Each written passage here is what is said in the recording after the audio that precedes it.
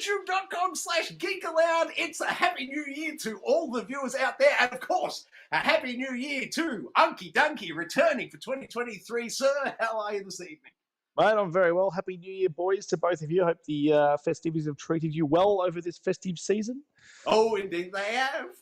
Bully, sir, welcome back to 2023 to you as well, mate. And top-notch effort in the live streams during our quote-unquote downtime. Well, hopefully that gets us a few more views and it doesn't actually turn people off because, I don't know, if I was watching me, it probably would, but we'll see how we go. In terms of the festivities, I'm still going, so we'll see how we work our way through this evening. That's right. At least some of us have had some downtime over this period.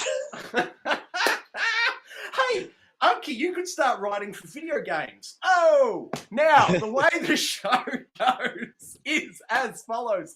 We'll hit up the 8 games that we've been playing over the break, and then we'll go into the news segments. We'll cover off everything that's happened, including Jim Ryan's latest outing. We then have the standoff this week, and Unky, please, my friend, tip your hat off for the new year and tell us things about it, will you? Standoff this week, we say hats off to 2022 in games. We look forward to what's coming in 2023, and we're going to look at the best, which includes the most iconic, memorable, useful, or whatever gaming hats this week. So, I love it, mate. Great work. Did Bully's hat rate a mention? No, that was a distant last already, so there's no point in putting it in the standoff. But it does cover that bald head of his, so maybe it was worth its weight in gold. I don't know. We'll wait and see. All right, then, without further ado, games, interrogation, and deliberation.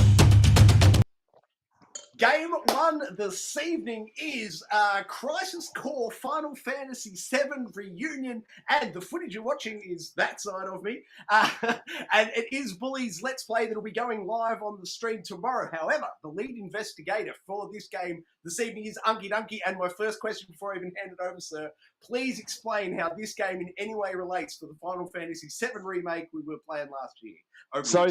This is the prequel story to Final Fantasy VII Remake, which I wasn't the biggest fan. Like, I know a lot of people say Final Fantasy VII, that's their favourite game of all time and all that kind of stuff. I never finished Final Fantasy VII back in the day and have never gone back to do it.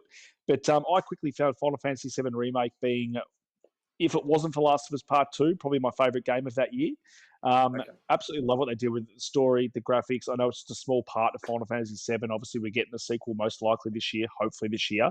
But this is the prequel story to that. So it looks very similar to Final Fantasy VII on the surface, but the game itself is very, very different. It definitely does root itself in that PSP game genre, which it's what it initially came out on. So, no, not in a bad way. Actually, no, you can see where it's chops lie being a handheld game in the way the mission structure works. Like, you've got a lot of very short missions when it comes to the main campaign, which I actually quite enjoy. It was quite refreshing to play a game like this with all the other open world games we've got, because it is bite-sized. You can save whenever. So it's girlfriend, wife friendly. So you can just jump in and have a quick game, do some side missions. Like, side missions might take anywhere between, 2 minutes, 3 minutes just to complete, just to unlock the next thing you need to unlock. And doing these side missions, you can do them at a pretty steady click and get yourself pretty overranked pretty early, which is what I like, over-leveling my character in games and then smashing through the other content, which is supposed to be hard, and just absolutely destroying them. And in this game, you can do that, which I've absolutely loved. And I found a few moves that seem a little bit OP. And when I found them, I thought, I feel like I'm cheesing the game a bit. But I read some articles that, these abilities, they can be quite OP at the start if you do level them up. And if you want a hint, go for the jump ability, or now I've got the high jump ability, which is an ability which is, it uses your AP, you jump high in the air and then land on the ground and do massive damage, and you can't be hurt while you're up in the air. So it's a great move. Is the next one the pole vault ability? I haven't seen that yet, but wouldn't be surprised if it's something like that. No, I think I have unlocked. I think high jump is the top version of that move, but I sort of found my niche now where I can go in and do my high jump, and if I need to use electricity, I'll do that. I've upgraded a lot of my one more. If you string them together, do they call it hurdles? And then I'm done. No, they might. I mean, I haven't got that far yet. I am a hashtag gamer, but I haven't gone that far with this game yet. So who knows? Maybe it's called hurdles. I don't know.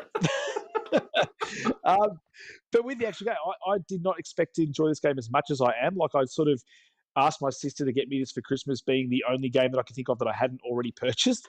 And it's one game I could probably wait for Christmas to get. And the funny story was, I actually opened my game on Christmas, even though she asked me what I wanted. I said, "Yep, Final Fantasy Crisis Core." I opened up Christmas Day. What did she get me? Arguably a better game, God of War, but kind of finished that game. So I kind of I remember her husband saying, "Oh, I got this game. It's amazing. It's really good." I'm like, "Yeah, it's a great game. Just put it down." And then at the end of the day, I was like, to my missus, I was like, "She got God of War. That's a bit weird because I asked her to get me a specific game for Christmas." And she said, "I will get that game." So I sent her a message saying, "Thanks God for of War, Crisis Core. If that was on the phone call, I can see how that, Funny to say, she actually did purchase the right game. She bought Crisis Core, sent me the receipt, but they gave her God of War. But not being a gamer, she just probably didn't recognize it. So I thought that you were going to say she wrapped up her husband's copy of God of War by mistake. It's like Lee Trevino's putting. When Marge goes into the video game store? Well, yes. What's the game that every boy wants? God of War. God of War. You can have Crisis Core, but I mean it's innocent mistake. The game arguably is a better game, but I am loving my time with Crisis Core. I'm sort of glad I got it. I did pick up this as a Christmas present, and also got Midnight Suns as well. I thought I'd jump into that, which we're not talking about tonight, but I did jump into that. But Crisis Core has been taking most of my attention anyway.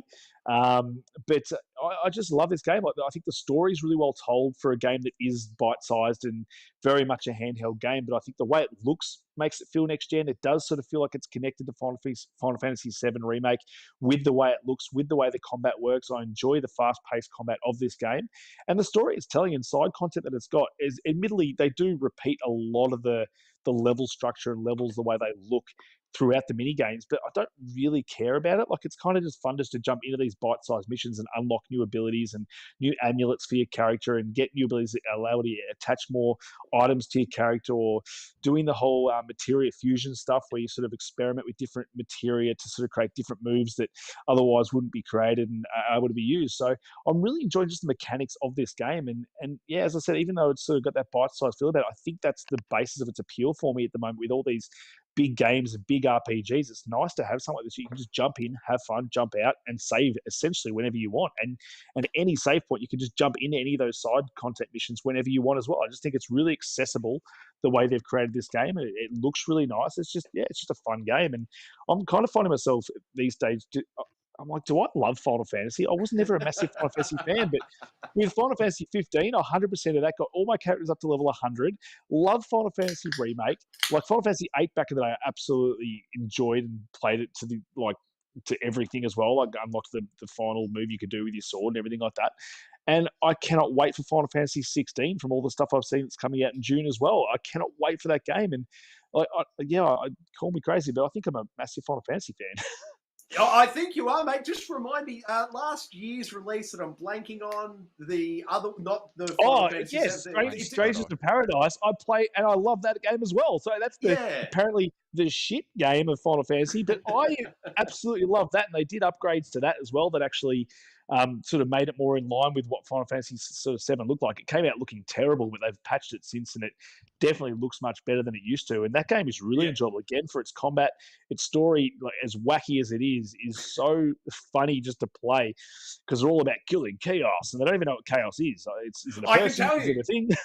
I can tell you, my boys are backing the Skylanders. I can tell you, Chaos is the main bad guy from the Skylanders franchise. Crossover. I get it. Yep. Makes sense now. Makes perfect sense. Awesome. No, but yeah, I cannot speak. I know Bully's been playing this a fair bit. I'm about 9 hours in, I reckon, so I'm not sure where Bully's at with it. Oh, probably 5-ish hours in. I'll sort of retread a few of the. It's funny you mentioned that the side missions, because if you look at the footage on screen there, that's what I did the 10 or so minutes of running through that, and basically, as you said, you can go to any of the save points if you're sort of trying to get through the main story, and as you said, you find yourself struggling a little bit, you can just dump back into these. And once you unlock one, it then will unlock another and another and another after that one, and you can sort of work your way up to getting your level up or getting equipment or items or whatever you need to then progress through the main story, which is probably one of the things that I found really a little bit different with the Final Fantasy games, because generally when you find yourself a little bit under leveled, you have to just go away and find an area and just basically find mobs work your way through and then destroy and then get your level up this way. Whereas this is sort of doing it, but where they're having to roam around and find different groups of enemies to tackle and do it that way. So I actually found it a bit more streamlined to get you up to the level that you need to get up to. And as it was almost, they are side missions, but it's almost a diversion away from the main story when you sort of haven't got the time to invest in that whole level, even though they're probably about an hour and a half sort of each level that you sort of play through. If you don't have the time, you've got maybe 10 or 15 minutes, you just want to jump in and you can use that time to level up in those side missions, which is something I found really enjoyable as well, apart from the main game. But really enjoying it. It's a little bit button mashy.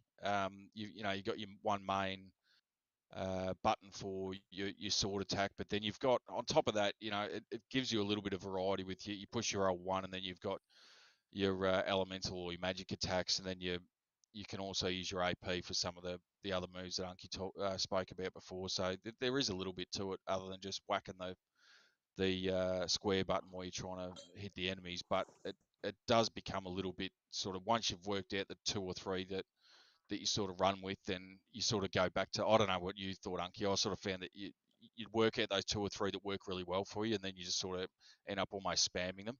Yeah, I was like that, and then I think it wasn't until I decided to upgrade my jump to high jump where I actually had to sacrifice some of the stuff that I'd leveled fully up to max versions of those that I sort of started experimenting with different moves. So I sort of found new moves now. So I think if you have found yourself sort of in the comfort zone, it is worth moving away from that and sort of trying to find what else you can use, because the ones that I've now sort of sacrificed and sort of created new materia, it's actually made me even more powerful and stronger, because unless you actually sort of work with that whole materia infusion system, then you sort of don't realize how good it actually is. But yeah, you're right. You can sort of lean on your crutch. And I was using level 9 abilities like all the way up until just recently and getting through just fine.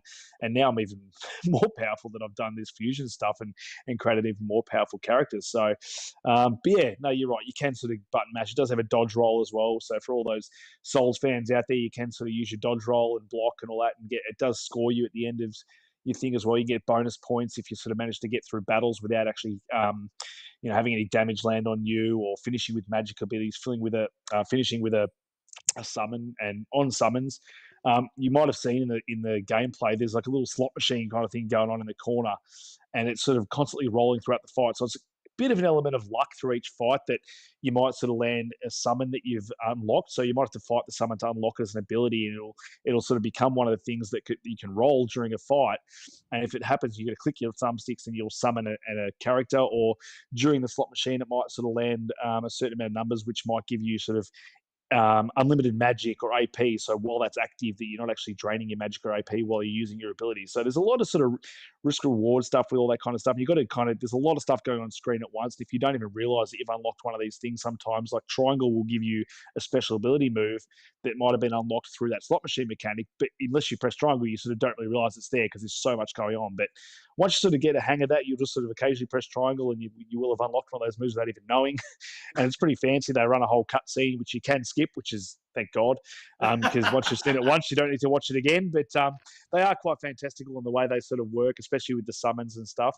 But yeah, I've had no real trouble with difficulty at the moment, but I kind of enjoy that. Like I like being able to sit down and knowing kind of the experience I'm going to get each time, and it's always been enjoyable. It's always been fun, and it's never been a grind.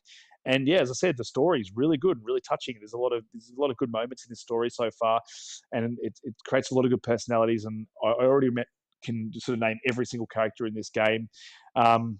Pretty easily. Like, it's sometimes you'll play a lot of games. I'm playing Pokemon still as well. I couldn't tell you the name of the female trainer that keeps turning up to battle me, but I could tell you every single character in this game so far. And I've spent 9 hours in this and maybe 15 hours in Pokemon. So it does some really good job with telling a story and sort of creating these characters that are just very memorable. And I think a lot of people out there have said Zack, the main character, is one of their favorite Final Fantasy characters. And although in this game it has been all sort of re-voiced for this time around, obviously for the main consoles, although he is a bit corny and probably not the best voice actor compared to all of the other characters in the game, like Sephiroth and Angeal and Genesis, who are the other sort of main characters. He's enjoyable to play as, and he's an enjoyable character. He's so optimistic the whole time, and he's just wondering what's going on with his friends and in the story, and it's just fascinating to play. That's awesome. If there wasn't a little bit of cringe, it wouldn't be Final Fantasy. Let's be honest. That's it. Exactly right. You're fighting little tiny cactuses and stuff. All right, guys, let's get. I know neither of you have finished yet, so there's early impressions. But where are we sitting numbers-wise, Unky? How does this one rate for you on a scale of 10? Oh, for what it is, I think maybe 8.5, 9 at the moment. I'll be able to sort of judge it better once I finish the story and see how all that hits and lands. But at the moment, I'm just, for what it is, as a PSP game that's been remade to sort of look like Final Fantasy VII, this is a stellar game. Okay, awesome. And Bully, I know you're even less time into it, mate, but where are you feeling numbers-wise? Oh, probably about a 7.5 for me, so maybe a little bit below it. I agree with Unky. It looks, it's not up to par with what you'd expect out of a PS5 game if you've just played, the likes of God of War and those sort of games. But the reality is, from the base level that they're coming on, it actually does look pretty good. It might look like maybe a late gen PS4 game, and you can forgive it for what it is. If you know what it is going into it, you can accept that and sort of move on.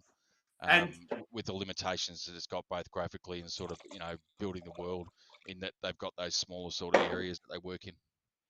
Yeah, right. Nice one, fellas. Okay, then let us move on to a game that I'm going to say is now sitting at an easy 9 for me. You could even argue me up to a 9.5. It's Goat Simulator 3. Heads up, this is the end boss battle, but I got to tell you, I don't consider it spoilers at all. It's just, this game is all about the gameplay. I don't think it matters, but if the end boss battle of Goat Simulator is going to upset you, don't look at the footage. But I say, look at this footage. It's amazing. The whole premise of this, the narrative of the game at the end of Goat Simulator 3. Oh, God, I haven't checked the hour clock recently. We're almost at 20 hours. Between 18 and 20 hours, me and my two boys have been playing it over the break. We're absolutely having a rip snort of a time, making ourselves cry laughing with some of the ridiculous stuff you can do. And then we only just did this boss the other day, finished the game. We haven't collected absolutely everything. There's still some collectibles, but we've, rolled credits, and you'll see that after this boss fight. But the premise of this boss fight is what I want to communicate here.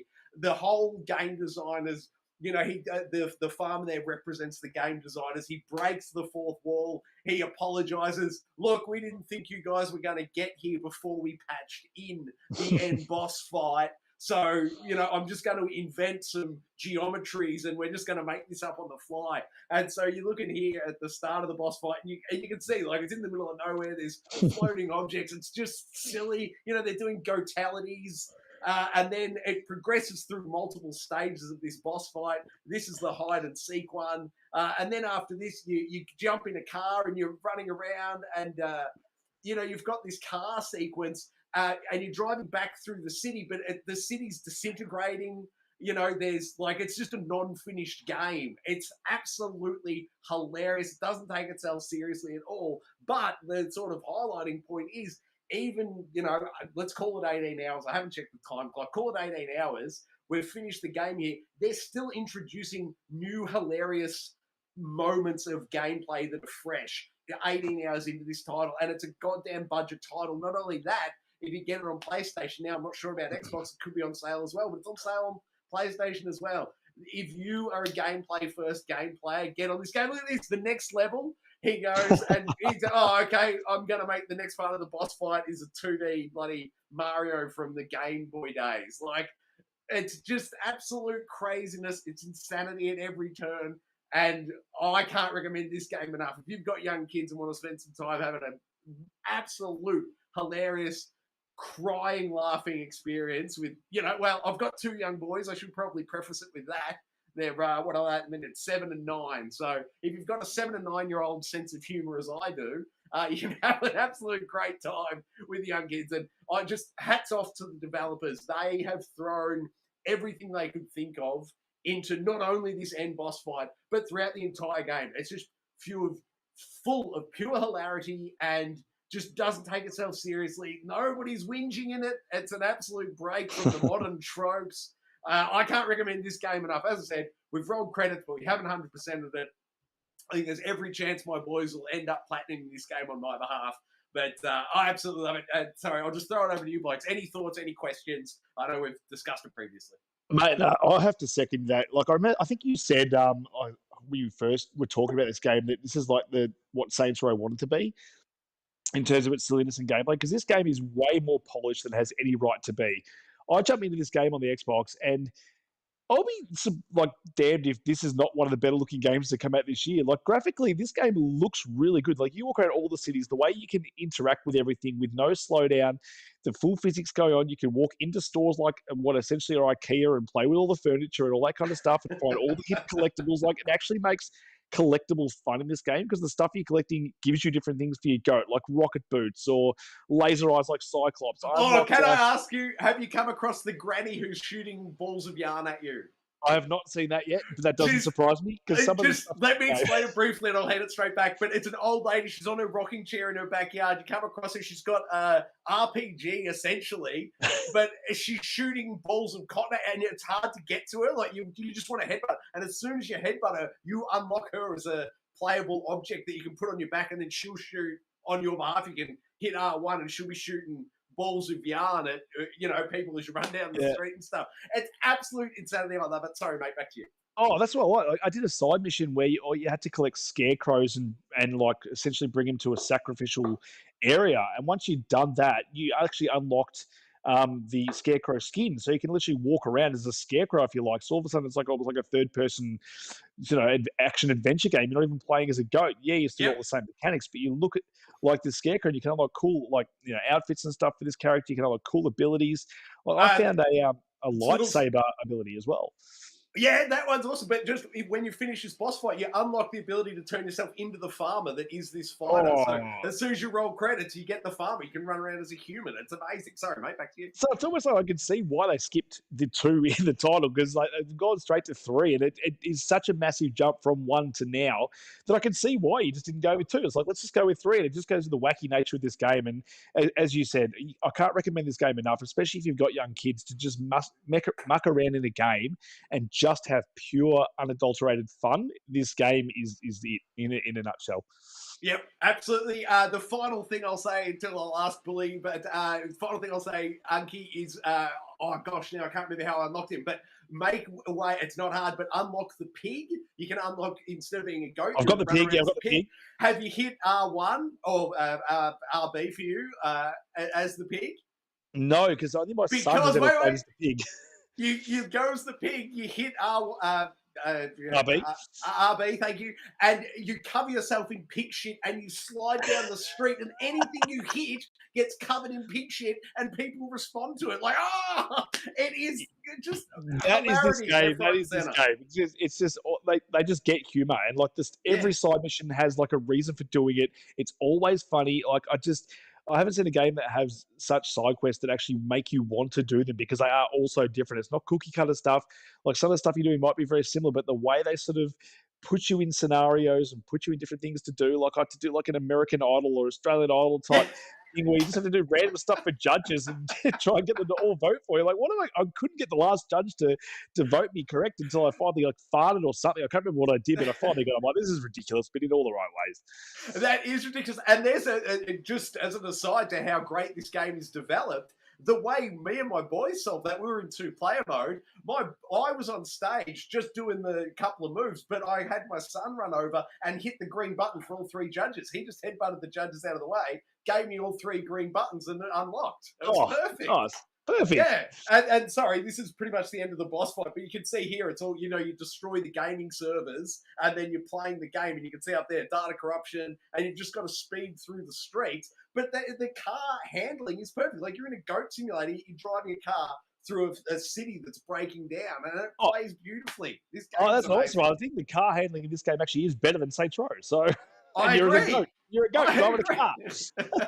Or a pig covered in shit, and when you hit the button, your car is instantly covered in shit and starts sliding. It's amazing. There you go, shit, just like Saints Row. No. But that's enough from us at Ghost Simulator 3. Sorry, Billy, any questions from your side? I don't think you've played it yet. No, I haven't played it. I think every time I listen to you guys speak about it, it actually piques my interest probably a little bit more each and every time. Just do it, Bully. Just the silliness. Mate. But while you were talking there, I did. I had to go and grab this because yes, it's on the list, but the stone cold reality is that's probably about half my backlog at the moment. So, unfortunately, that lot is probably in front of it at the moment. I tell you what, mate. unless any of those are co-op playing with your kids, put them all to the side, grab this game on sale now, and use the couple of weeks we've got before school holidays to go back to bond with your kids over this game. You won't regret it. Sorry, mate, back to you. Bully doesn't let his kids touch those controllers.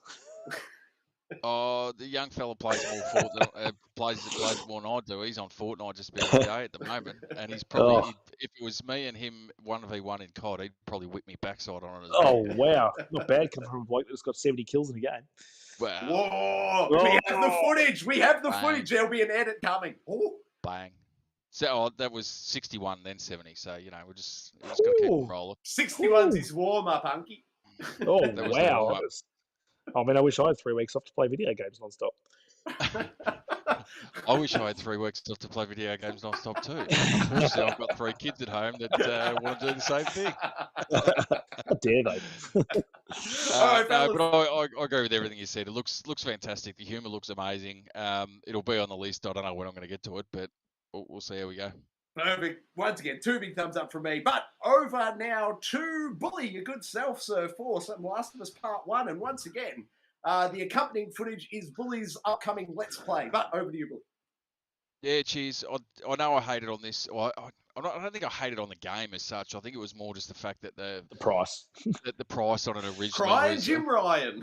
Old crying Jim Ryan was working his way through bending us over backwards again. And... let's the old full price game for a game that released 10 years ago. It's already had a remake, all the rest of it. I've been through it numerous times. The stone cold reality is, and I played through it. I finished the game again, and I think almost as soon as the credits started to roll, I'd sent Unky a message saying, I know I've hated on it, but the reality is this is still one of the greatest games of all time, and it is. There's no way around it. It looks amazing. It plays better than it ever has. It's got The Last of Us Part 2 combat stuff in it, but it's probably been touched up another level on top of that. And I don't remember, and Unky might be able to help me with this one, but I don't think The Last of Us Part 2 looked anywhere near as good as this does. And I think if you check out that Let's Play that will hopefully go up the next couple of days for us that I run through, there's some of the footage in there where you're working your way through basically a stream, and the water's crystal clear. You can see the rocks underneath it, but you can also at the same time see the shadow of the trees above you. And just the way, I don't think, and this includes, the types of games we've seen lately, God of War and all that sort of stuff. I don't think that they've hit this level in terms of graphical fidelity and the way that they've used the ray tracing, I guess you call it, or the reflective elements that they put into it. It ambient inclusion. Well, however you want to describe it. I don't. There's no other way to describe it. If you've played it either on the PS3 or PS4, and I'll say this in the Let's Play, do yourself a favour. It is on sale in most places at the moment. If you can still get it with the post-Christmas sales, you can probably get it for. Well, I got it for pretty much close to half price of what it was on release, and that was only 3 or 4 months ago. If you haven't played it at all, I'd highly recommend you get into it. You've got this one to play through. You've got part 2 to run through. This also includes the Last of Us DLC, which was an extra in the first game, and that's going to run into early next, or I shouldn't say next year, early this year now, where we're going to look at getting the TV series as well on the back of all that. So is that the 27th of Jan? I want to say launch date for the TV series. Yeah, it's very close. I thought it was sooner than that, but I could be wrong. I'll have to, unless Billy wants to double check it. I'll double check it shortly. I'm just going to point out that's this is actually live. That's Bully's twin brother Billy playing right now.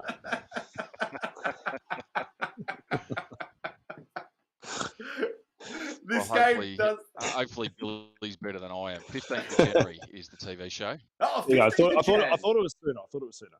Holy moly, we're 10 days out. There you go. We're 10 days out. So if you haven't played the games, or if you want to have a look at the TV show first, by all means. But the reality is, you get a lot more out of playing the game. It's what are we talking? Maybe 15 hours if you spend a bit of time exploring the areas, which is what you should be doing. About a 15-hour experience for the part 1. Part 2's a little bit longer. I think that story drags a little bit, and that was probably one of my complaints at the time. But this one's a pretty tight story, puts everything together pretty well. Just every time you sort of think that you might be getting, this is starting to drag out a little bit, bang, it changes and it moves pace and it changes location and it gives you added elements to the story and all that sort of stuff. There's probably not much more I can say about it. It's an amazing game. If you haven't played it, do yourself a favor. If you have played it and haven't seen the re-release that came out 3 or 4 months ago, it's well worth your time. As I said, you can get it for cheap. Get onto it. And Bully, you asked me whether it looked better than Last of Us Part 2. Yes, it does. This one's native PS5 made for, whereas the Last of Us Part 2 native PS4 was given the bump for the PS5 with frame rate, I think, and that's all it got. It didn't get like an next-gen update. So, yes, this is natively better looking than Last of Us Part 2, and you can probably see now why I was so high on it when I played it at full price, just because the game is that good that, I mean, I had to pay for it. I've played this game multiple times, and even playing through that, fifth, sixth time, it was like playing it for the first time, just with the way it looks now and the way it plays. This is the way to play The Last of Us, and there's a reason they brought it out like this now, and it is because the TV show's coming out, and I think they're going to get a whole lot more players involved in this. There's a lot of people that love watching TV that have never been into games, and if they love this show, which I think they will, I think the show's going to be very good and it's going to be received really well. They're going to be able to jump straight into The Last of Us Part 1, and then they're going to go straight into The Last of Us Part 2. I think it's perfect marketing. I think it's perfect timing. I think, this franchise we could say it's already taken off with how many copies they're sold, but I think this franchise as a whole we're only just seeing the beginning of it with what they got coming up. Yeah, I agree. As much as Jim Cryan's nickel and diming offends me, he's quite the strategist. He is.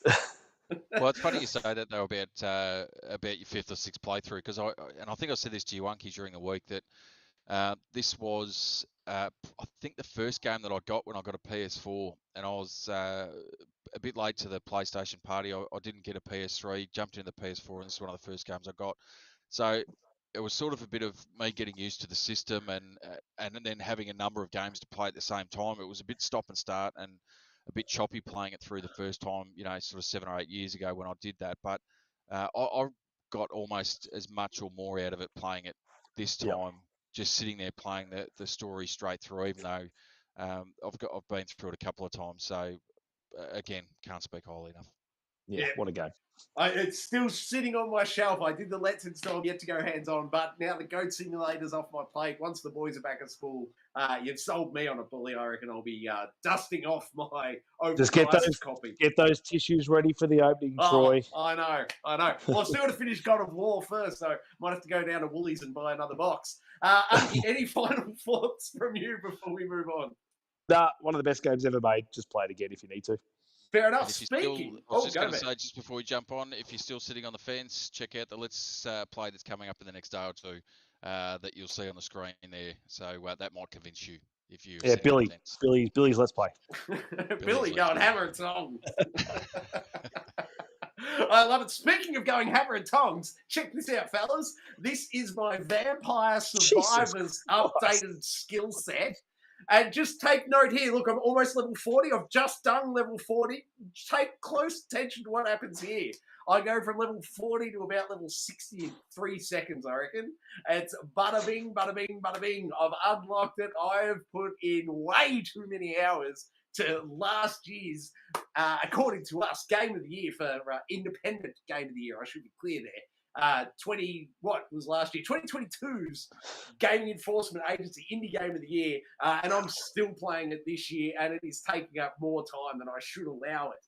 But I absolutely love it. Once you really get into those high-end abilities, once you really start to unlock the tip I've got for you here, which you'll see deployed, just upgrade whatever it is you've got first. Upgrade it to the max and then move on, because once you move on, it's game on. Boys, look at this. Fully upgraded weapon set. Nothing can touch me. You just run around and it's just gold for the next, 12 minutes here. Nothing knocks me over. It's just pure vampire slaying and gem collecting left to right and center. I am loving it silly to this day. I am easy, I think, 40 hours in at this point. I'd have to check the clock. I'm not sure. Unky, I know you were playing it on the phone. You picked it up post, what was that, Game Awards announcement? Have you been playing much Vampire Survivors, mate?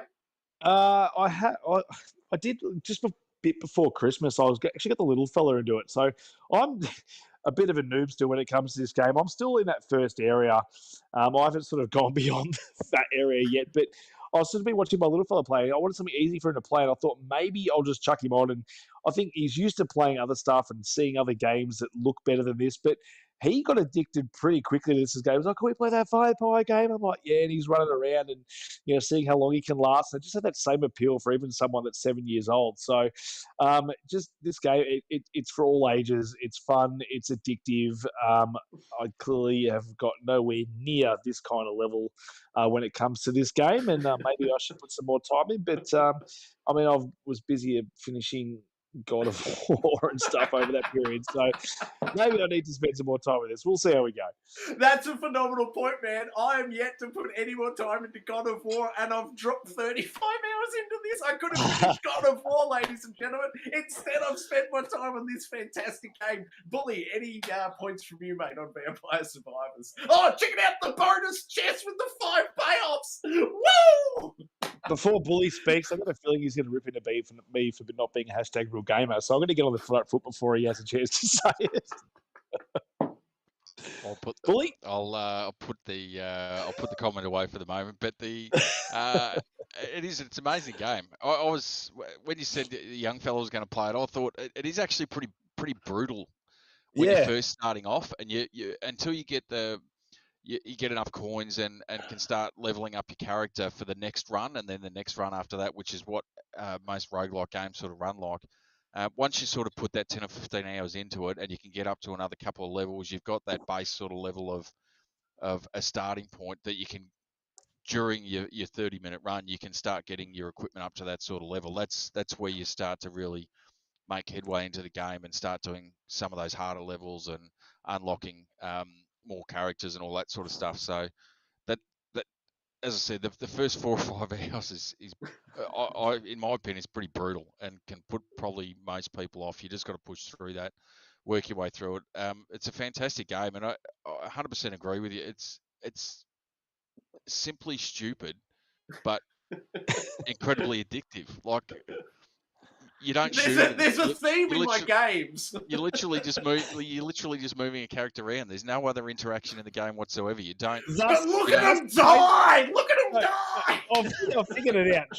Troy can barely hold a controller anymore. So a game that utilizes just the joystick with his hands, no wonder he's put so much time into it. He's got arthritis out the wazoo playing God of War, and he can barely massage his wife at night. And he plays this game, she gets a massage, so he wins. That's because he can get the craw. The craw. Oh. Show us your hands, Troy. What do they look like? No, they're all right. Oh, fine. Everything's fine. Video game. I bloody love this game. If you haven't played Vampire Survivors, get on it. It's on mobile phones. If you've got Game Pass, you can play it on Xbox or PC. And, shout out now, all the Samsung televisions have Xbox Game Pass available via the app thing. So use your free first month of Game Pass, get a controller sunk to your Samsung, any Samsung Smart TV, install the Game Pass app and play this game for free for the first month. My God, you're going to love Xbox and you're going to love this game. Top-notch gameplay to be had here. Or download it free on your phone. Just don't update your Samsung phone because they're bricking. Well, Android phones are bricking with the most recent update. Don't do that just yet. Thank God I didn't do it. Oh, thanks for the heads up, fellas. I had not read the news. I was unaware. Perfect. It's not the news segment yet. It's what's next? We're over to Bully for Game 5. Here we go, mate. I'll keep this one pretty sharp and sweet. It's Evil West. I think Unky spoke about it before Christmas. It's a harken back to an Xbox 360 sort of style game, which I know I certainly did give the praises to Callisto Protocol for almost the same thing, but this is almost, for me, almost a step too far. I've probably put 3 or 4 hours into it, and it's got that, it's trying to be funny in some places that it's almost cringy, and the gameplay that goes with it is okay for the first couple of hours, and then you sort of it starts to rub you a bit the wrong way, and you can see where the deficiencies are in it. It still has that that Xbox 360, PS3 sort of development to it, even though it's got a bit more polish on it. I don't know whether Unky's put any more time in it. I think I did through, as I said, 4 or 5 maybe hours into it. And then, as luck would have it, Troy asked me to try and record some footage this afternoon for the show. And as he was doing that, I was just hitting the delete button to take it off the system to give myself more memory to throw in Midnight Suns, which got delivered today. So Oh my God. I don't know whether I'll get back to it or whether that is going to come back to hurt me. I'm going to go out on a limb. I'm going to go out on a limb and say all 3 of us blokes are going to be putting massive hours into Marvel's Midnight Suns the next week. You can bet your bottom dollar. Come back to G.E.A. next week. We are going to be singing the praises of Marvel's Midnight Suns in some sort of harmonious chorus. It'll be amazing. Sorry, Billy, back to you on Evil West. No, that's probably all I've got to say. It's a bit ludicrous. It's a bit... you'll find there's certain periods that you go through that just annoy you and go, "What? I thought we dispensed with some of this stuff 10 or 15 years ago." It is a bit of fun for what it is. I don't know whether you've punched through the whole story, Unky, or whether you actually intend to. I don't know. I'm sort of on the fence about a little bit. If I can find some downtime somewhere, I might jump back into it. But I actually jumped back into this by maybe 2 days. I reckon I jumped back into this about 2 days ago. I reckon I'm maybe 9-10 hours through, so I can't be too far off the end. And it does pick up, like, you do get a few more things in your arsenal that do make the gameplay and combat a bit more varied the more you go on. And once you unlock some of those more skills, it does become slightly better. And they are pretty good at sort of putting you in different locations and areas and, dare I say it, biomes. Make Billy cry. But they do a good way of sort of change up a little bit. Yeah, the gameplay doesn't change much. Yes, you do know as soon as you jump into a certain area, you are going to have essentially a wave of enemies coming at you. Then it's going to be a minor puzzle moment, which does not make you think whatsoever. But I don't know. I kind of enjoy it for what it is. It's kind of like that Crisis Core, a bit of a palate cleanser, a bit of something easy, just jump into, shoot some things, have some fun. It looks pretty decent while you're doing it as well. There's some decent production values there with cutscenes and stuff like that. But as you said, it is very much an Xbox 360 era game, just with slight more polish. But if you do want something just silly and fun, just to jump into and have some fun combat, if you're a Gears of War fan, you probably like this game. And I just want to highlight, you didn't say it then, I just want to reiterate, because I know you said it last time, there's no whingers in this game, is there? Definitely no whingers. No, the characters are, they're reasonably likable. There's a couple of characters there that... Well, actually, no, there's a couple of characters there a little bit whingy, but no, your main character's not. That's the main thing. Yeah, that, and if you're stuck with a sidekick or a psychotic bracelet that's a bit whingy, that'd be annoying. Or if you're Iron Man from Midnight Suns. All right, I guess that does it for Evil West. Bully, do you care to give us a score on the way? It sounds like it's deleted off the system after 4 hours, so probably a low score, I'm tipping. Oh, look, I'd give it a 5 from what I've seen so far. Very good. And sorry, wait for a sale. Yeah. I'm probably 7.5. Yeah, okay. 7.5, 7. Yeah, 7. I'm still keen. I do want to go hands-on. My eyes are out for this one, but as we've alluded to, a lot of games on the plate. Speaking of a lot of games on the plate, believe it or not, boys, I've been dropping hours and hours and hours into Grand Theft Auto 5. And this looks like a Goat Simulator ripoff. This game, I tell you what, this is one of my favourite heists. I don't know if you blokes remember it from playing Grand Theft Auto 5 back on the Xbox 360 or the Xbox One or the Xbox Series X. There's multiple generations you've been playing this on. Yeah, but this is the mission that, oh gosh, now I'm blanking. Is it from Roman or is it from Heat? It's from Heat, isn't it? Where you park the dump truck over the road. Yeah. The truck bags. This is it. This is that. It's one of my favorite missions, and this is it. And I got to say, if playing it now, all those years later since launch, this game is still phenomenal. I absolutely love the old man hand terrorizing DualSense implementation in this game. They've got all the the phone calls with whoever you're ringing comes through the speaker. Some people don't like that feature. I absolutely love it. The way it's implemented and plays throughout GTA 5, I absolutely love it. The radio stations are hilarious. It's back when people were allowed to make good jokes. So the game's full of good jokes, good humor, no whinging, and awesome, phenomenal gameplay that just takes me back to some of my all-time favorite cinema moments, like the mission you're seeing right now. An absolute, gem. This game was a 10 back then. It's still a 10 now. It runs perfectly. You're looking at it running on a PlayStation 5 here. I was not expecting to play it, but I'm almost finished the single-player campaign for, I don't even know at this point, 6th, 7th time maybe. I love this game. All these years later, I still can't get enough. That's enough of my rant. So unless you boys have any points on GTA 5 or this phenomenal mission, I suggest we move on. No, we can move on. I'll just say that I've actually never finished GTA 5. Whoa! I've almost finished it, I reckon, on 3 consoles and have never actually finished it. Every time I get close to finishing this game, they announce that they're releasing it on a next-gen version. So I'm like, I'll wait, and I'll finish the game on that version, and then another version comes out. So you might say I probably am due to finish this on the PlayStation 5. So I think I'll get around to that. There we go. There's a New Year's resolution, Troy. I'm going to finish GTA 5. I love it, mate. Quick maths. When I finish this in a couple more hours, this will be the 5th time I've finished the single-player campaign. And then I'll probably go and do it on the Xbox Series X because I've got it there as well, and that'll be the 6th. I've got an idea. How about you just finish God of War first? If it didn't punish the old man hands, I'd be all about it, mate. The claw. Bully, mate. Any thoughts from you on GTA 5? No, I reckon I'm pretty much the same. I started on the 360, I think. I played it on the PS4, and I think when they announced that they were releasing it for the PS5, there was a half a second of me going, maybe, stuff, I'm not going back to that. Oh, my God, guys. Do yourselves a huge favour. At least finish the game once. I'm about to finish it the 5th time. You got to finish it once. To all the viewers out there who are #RealGamers, in the comments, let me know how you went on the final mission. Who did you pick to survive out of the 3 characters from the story? Or, as I do you do the hard yards and make sure all 3 characters survive? I love to hear people's responses to that because some people choose to kill Trevor and I don't understand those people and I'll never talk to them again. So you can put that one in the chat if you like. But moving on to Game 7. Over to you, Unky, for some...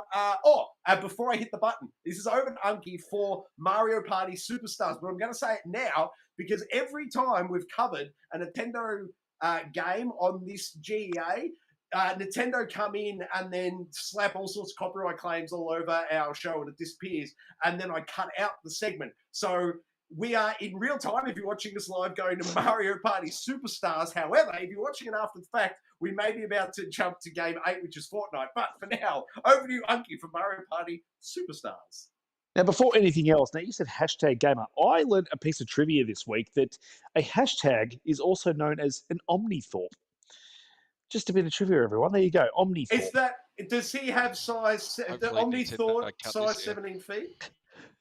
He does. Omnitorpedo? Omnitorpedo. Anyway, back to the game that I've probably put the most hours in since Christmas Day. The little fella got this for Christmas, and goddamn if I haven't played more hours of this game than any other game since that time, because we have put in some hours. And by hours, I mean we're probably hitting close to 20 hours, maybe more. For this game, and it is really good. The last time I played a Mario Party was probably Nintendo 64 back in the day, and I remember it completely destroying my controller with all the rotating of joysticks and mashing of buttons, and thank God the controllers these days are a bit more durable than they used to be back in the day with the 64. You just destroy that joystick, and it was, very much a flaccid... Hold on, mate. We've lost 2 Joy-Con lefts from our switches here to Mario Party, whatever that was before this, but continue. That does not surprise me because you got to do a lot of things with that controller when you play this game. But some of these mini games are very creative. They're really fun. You get 5 boards to play with, and obviously they range from difficulty from the start to the end, which we still haven't played the final one, which is the horror one, which is right up my little fella's alley. But yeah, I think it recommends that you play at least an hour and a half or an hour game for that one. So you have to sort of go the distance with that with like 30 goes or something. So it is a long game. Can I jump in on that? In on that? And I only found out this today when I was recording this here footage. For the first time, as far as I'm aware, in any of the Mario Party series, you can save a board mid-thing. So yes, they're meant to be an hour and a half long, but you can get 30 minutes in, hit save, and then come back to it. I think that's the first time ever in the franchise. Thank God they've added that feature. Back to you, Unky. Mate, that's the basis of what its appeal. Like, I did my research. My wife did our research when it came to Mario Party games and what to get, and this was one of the features and one of the reasons why we bought this game. Granted, we've never allowed to use that feature because we're usually sitting here. Is obviously they're on leave, and I've been working, so I come home from work. Let's play Mario Party for like 5 hours straight, and then I have to like try and pretend to be shit at games and let people win, but. Which is, God, you know how hard that is when my wife pretend. We've got that. We've got that. That's the hashtag Dad Gamer. When you've got to go into hashtag Dad Gamer mode, where you just back off the screens a little. I'm with you, mate. I'm with you. The old Omnithorpe the old Omnithorpe gamer dad. Yeah, it's hard because it's hard to throw games, and I get very competitive, and I get the kick in the leg. I'll just lose this bloody game. I'd like to, but I can't.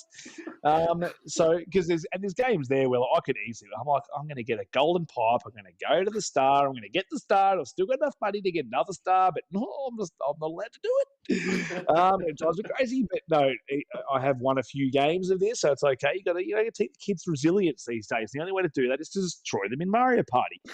But no, the mini games are fun, and like it's one of those things that like you don't have to be a good gamer to play this game and even win some of these mini games because again you're using one button at a time or you're rotating your joystick or it can come down to luck and like we're putting all the CPU characters on easy just so we don't get absolutely destroyed by them because yes, Mario Party's fun, but it can also be one of the most frustrating games ever with some of the luck some of these characters get and where they land and what they roll. And like it is rage-inducing, controller throwing fun sometimes.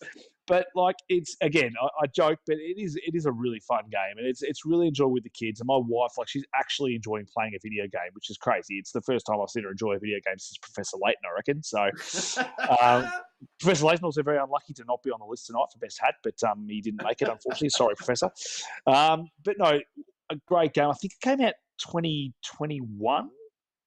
If I'm correct, someone want to fact check me, but it's been a little while, and I sort of haven't really felt the urge to go back to Mario Party. It wasn't until I thought, what game can we play as a family that I sort of went to this. And I implore anyone that's got young kids, families, even if you're not a gamer, and you've got a Switch, just get this game. It is so much fun. Like you can put handicaps on. If you've got young kids, you can start them with stars. You can do bonus modes where the game finishes and it'll reward stars for certain things, so you don't actually know. And it's a little element of luck about who wins. We've turned that off because my little fella hated when he had sort of won a game, and then all of a sudden I was rewarded stars for winning the most mini games in a game every time.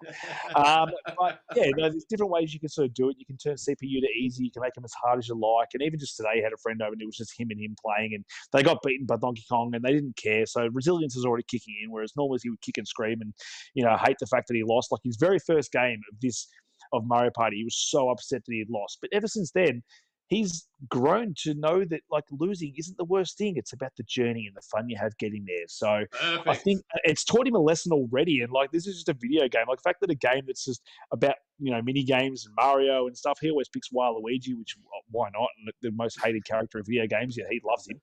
I'll let that slide. But just the fact that a game like this can sort of teach resilience in a kid that's 7 years old, I think is a fantastic thing, and it's just a lot of fun to do so while you're doing it. I agree completely, man. And I haven't gone hands-on with this one, but watching this footage, hearing your discussion there now, man, before these school holidays ends, we don't have this version of, but as I said, we've got I can't even remember what the previous version of Mario Party was on the Switch. We do have it. I'm definitely firing it back up. The four of us are definitely getting back into this for some family game time. So thank you for reminding me that the franchise even existed. Bully, any thoughts from you, mate, on the old Mario Party? Oh, Waluigi's cool, man. I will not hear anything otherwise. Waluigi. Although, as he says in this game, I think it's Waluigi time. And he gets a rose in his mouth, so it's a little bit creepy.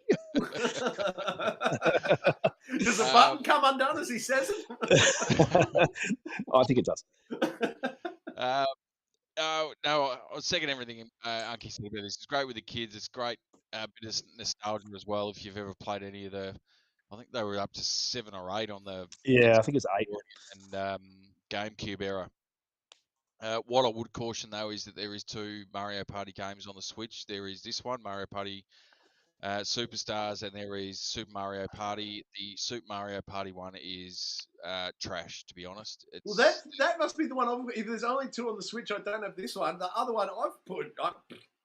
tens of hours into it with my boys. I don't Oh, know. see, it might be all right if you're just sort of going through. But my understanding is there's not a lot in terms of the board. Well, there wasn't at release. It might have changed. There wasn't a lot in terms of boards to play or mini games. Whereas the Mario Party Superstars has got, it drags. I think from the first, second, and third game on the N64, it drags a whole bunch of games out of that, and the boards that go with it. So there's a massive amount of variety that goes with it, and they've added extra stuff in for this one as well. So they've actually done something properly for once, Nintendo, rather than just, where you talk about old crying Jim Ryan. I'll tell you, well, whoever's running Nintendo at this time of the day is nickel and diamond, twice as hard as old Jimmy is.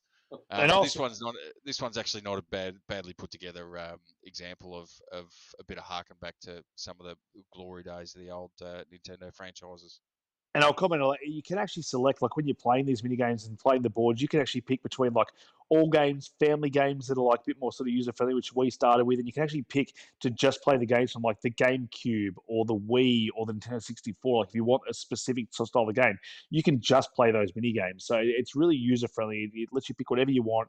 You can just jump into a mode, just lets you play mini games and tracks who wins the mini game. So if you don't want the board game experience, you just want to have the fun of playing mini games with friends and family, then you can do that. It's just really accessible. It's really fun, and just I cannot recommend it enough. Again, it's one of those things that like I remember enjoying back in the day, played 64, haven't touched it since, and I'm so glad that having a child has allowed me to go back and play this again. Awesome, man. I love it. Without any further comments, fellas, I suggest we move on to the final game, Game 8 this evening. Let's do it. All right, here we go, boys. Here it is, Fortnite. This is me and my two young fellas. Colin is the Colin Elf Hunter there on the right. Oh, but check this out, fellas. I don't know if you've checked out the Fortnite store currently, but we have some killer dance moves available. Check out what you can get the Doomslayer to do here for a mere 800 V-Bucks. What do you reckon, fellas? Worth the price of admission? Right, that is fabulous. Well, what about this then? The old 500 V-Bucks mode. What do you reckon, Billy? Is that worth a 500 V-Bucks price of admission for the Doomslayer? Oh, okay. I'm not taking a leaf out of the Wales book. I'm not paying any money for any of this. So I'm not the one to ask. I don't think you can actually get Doomslayer by just paying for him. I think you actually have to play the Battle Pass. Battle Pass? Yeah, page 5, I think, of this current season's Battle Pass. That's a lot of Fortnite. I think The Witcher comes later in the season as well, which I think is going to be one of those side missions. 30 days away? Yeah, that if you have the Battle Pass, you will unlock him, but then you've got to play. You probably have to play like with the Indiana Jones stuff. You probably have to play the things to unlock all the different stuff for that character. So I'll probably jump in and play with The Witcher, I think. Fair enough. And fellas, I just want to point out, you were discussing earlier, resilience with the young fellas in games. As I said, I've got a 7 and 9-year-old there, the two team party members I've got here. But just check out the family cohesion we have now moving through as a unit. We know how to discuss, drop waypoints, synchronize actions, and I can tell you, these are transferable skills. We go up the shops now, I start cracking out the Fortnite terminology for my boys, how we're going to get through the packs, or the process, the order of operations, what we're hitting first, what we're hitting second, who's going to go around back and do the cleanup.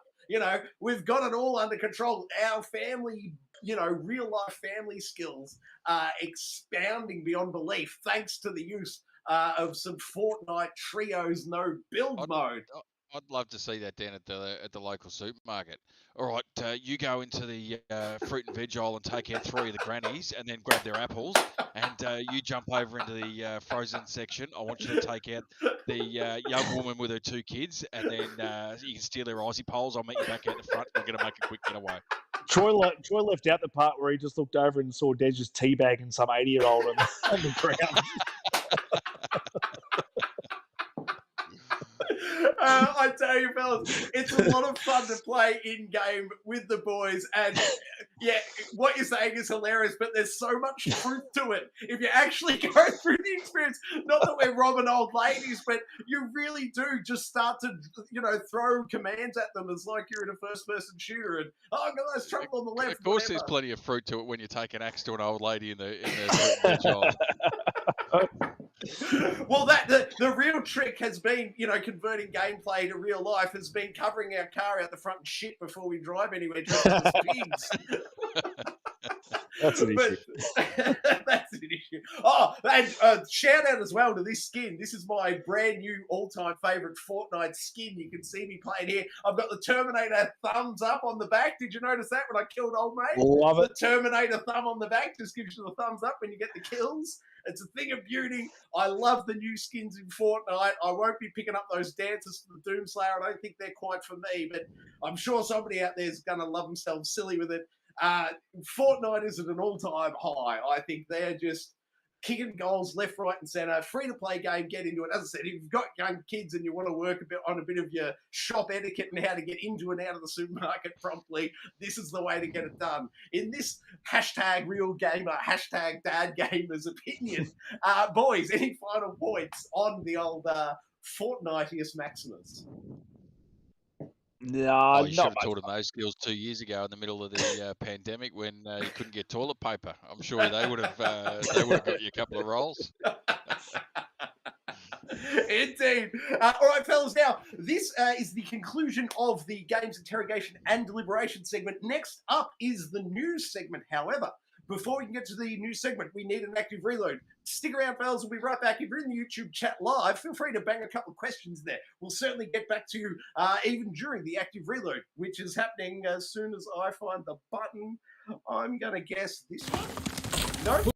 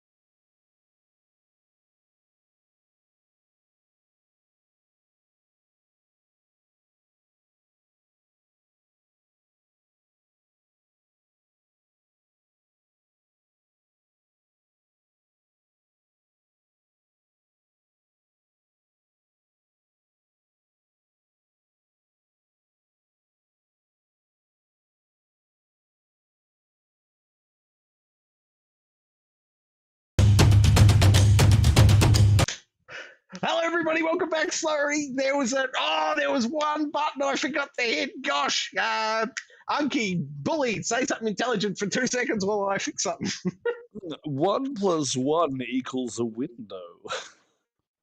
If you're asking for something intelligent out of two of us, I think you're asking the wrong people, Troy. He's asking a lot, bully. I think. I mean, maybe we should get your twin Billy in here. He's pretty clever. Billy now. Hey, Billy. I'm Billy. I've been playing some games and whatnots, and doing all that kind of stuff. Why is your twin brother a Southern American? Because he's been hanging out in Texas, Gotcha. That's He all been right. As long as riding stay-ins and working those farms and the ranches and all that sort of stuff. Weird. 1 sec. Sorry, everyone. We'll be right back.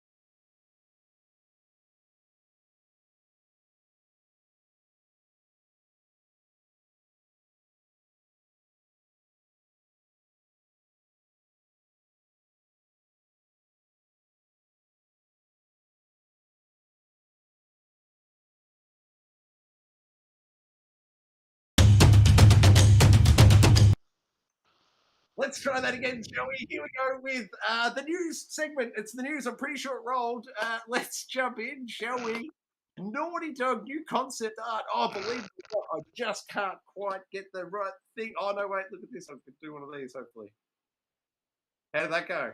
How's my skill? I'll read the headline. Naughty Dog has shared new concept art for the new Last of Us multiplayer game. Unky Dunky, over to you, mate. Please give us details while I fight finally.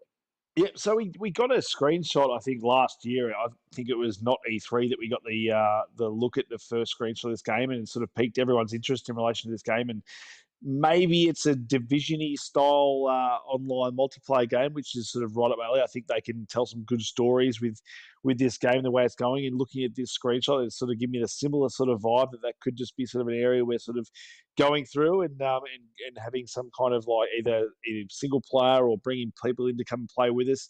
But so this is the first concept since last June. So that would probably check out with the whole E3 thing. But I think, as we said earlier, I think this is going to be a massive year for The Last of Us with the show coming out, with Last of Us Part 1 doing so well, and the game selling as well as it is. I think whether we see this game this year, I'm not 100% sure, but I'm sort of also in the realms that I could also see this game coming out this year. Like, they've had a few years now to sort of work on this game. They're probably using the same assets they're using from Last of Us Part 1 remaster and Last of Us Part 2. So it's just building the game around it. I know they're utilizing, I'm pretty sure there was a news article not that long ago that said they're utilizing some of the monetary guys that worked on Fortnite in terms of how they sort of monetize this game. So I think they've got the right people on the job, and I cannot wait to see what this multiplayer experience is going to be. And if it's out this year, just call me crazy. I'm going to spend a lot of time in it. It does sound exciting. It looks good to me. Bully, sorry, mate. Thoughts from you? Oh, look, I'm excited about it, but by the same token, I don't know why they're dragging their feet with it. I mean, the part 2 of it The Last doesn't have the monetization built yet. Well, yeah, I suppose that's what you're sort of looking at. I don't know whether it's sort of morphed in from a multiplayer style thing that we saw in the original Last of Us that was supposed to be released at the same time as part 2 that never, made its way onto the consoles at that point, and I don't know whether they've sort of looked at it and gone, hang on, we can actually use this, because I know Sony's been really pushing a live service game for a number of years, and they haven't actually hit the mark with it. So I don't know whether they're sort of looking at this and going, hang on, let's just hold back on it. Let's try and monetize something that may not have been initially looked at as that style of game. Let's pull back on it. Let's put a bit of work into it, and see if we can get this going as the live service game that they've really been angling at for a number of years. Again, I don't know where. I'm starting to get a little bit worried about it, to be honest with you, because it was due to be released in the next sort of 6 to 12 months after Part 2 came out. So that's we're looking at over 2 years ago now. The fact that it hasn't come out and they've gone back and I guess the question to ask is, have they gone back and reworked it, or have they gone away and tried to monetize it? Have they tried to add extra things into it? And at the end of the day, does it become then a little bit of a hodgepodge of stuff put together? Does it have the makings? And ultimately, you've got to trust Naughty Dog. They've got the track record that says that they can put something decent together. But when it starts dragging out like this, then you start to get a little bit worried and start asking questions about why and what's taking so long and what the issues are surrounding it as to why it hasn't come out, 2.5 years after really, or 2 years after it should have. And we're looking at, maybe this year at best. And realistically, you're probably looking at another 12 or 18 months before it comes out. And if that's the case, I'll start to get some fairly serious concerns about what's going on with it. Nah, in Naughty Dog, I trust. And I think what they probably, I don't think you wanted to just rush out a game. And I think that's probably goes with the quality of Naughty Dog games. I think they saw what they had. And I think there's no point just putting a game out for the sake of putting out a multiplayer version of Factions, which did really well. It is a really well received multiplayer version of The Last of Us. And I think you don't want to tarnish the brand by putting something out unfinished or that doesn't meet the vision of what Naughty Dog has for this game. And I think if they're spending the time on this game, I think they know they've got something special. They've got all the right people. I think if you monetize this correctly, you can do really well. I think the Division has actually done pretty well with monetization and stuff, and bringing in franchises that had like Resident Evil events and stuff like that. We unlock great cosmetics and stuff for the game. Didn't actually affect the game itself. Fortnite does it really well, where it's just cosmetic stuff and it doesn't hurt the gameplay experience, but just only enhances it for people that want to spend the money. But the game itself's not hampered by that at all. And I think doing that with this game, I think they can create this thing. And I think with the way The Last of Us is working, with the show coming out, with The Last of Us Part 1 remaster, I think if they can nail this, which I think is why they want to spend the time on it, to make sure they nail it, and it's Naughty Dog. So I've got no hesitation in saying that they're going to nail what they're doing here. They've gone out and said it's it's revolutionary what they're doing, or it's it's something new that they're moving into. And I think they will nail it, and I think they need that time for it. I think if you just rush something like this out, that's when you do get the criticism. It's when you do get people just say why they bother doing it. But you spend the time on it, put the time in it, is like you would have Last of Us Part 3. Then consumers will love this game, and they will sort of see it as just part of the whole Last of Us franchise, as opposed to just some spin-off that people play for like a few hours then put aside. So I don't mind it being delayed. I hear what you're saying, fellas. I trust that you can hear me now. I apologise. For the last couple of minutes, I've had nothing but headphone issues. I've heard half of what you said. I've tried to contribute, and then my mic wasn't turned on. First of all, do you fellas have me back? Hopefully, yes? We've got you, yes. Okay, fantastic.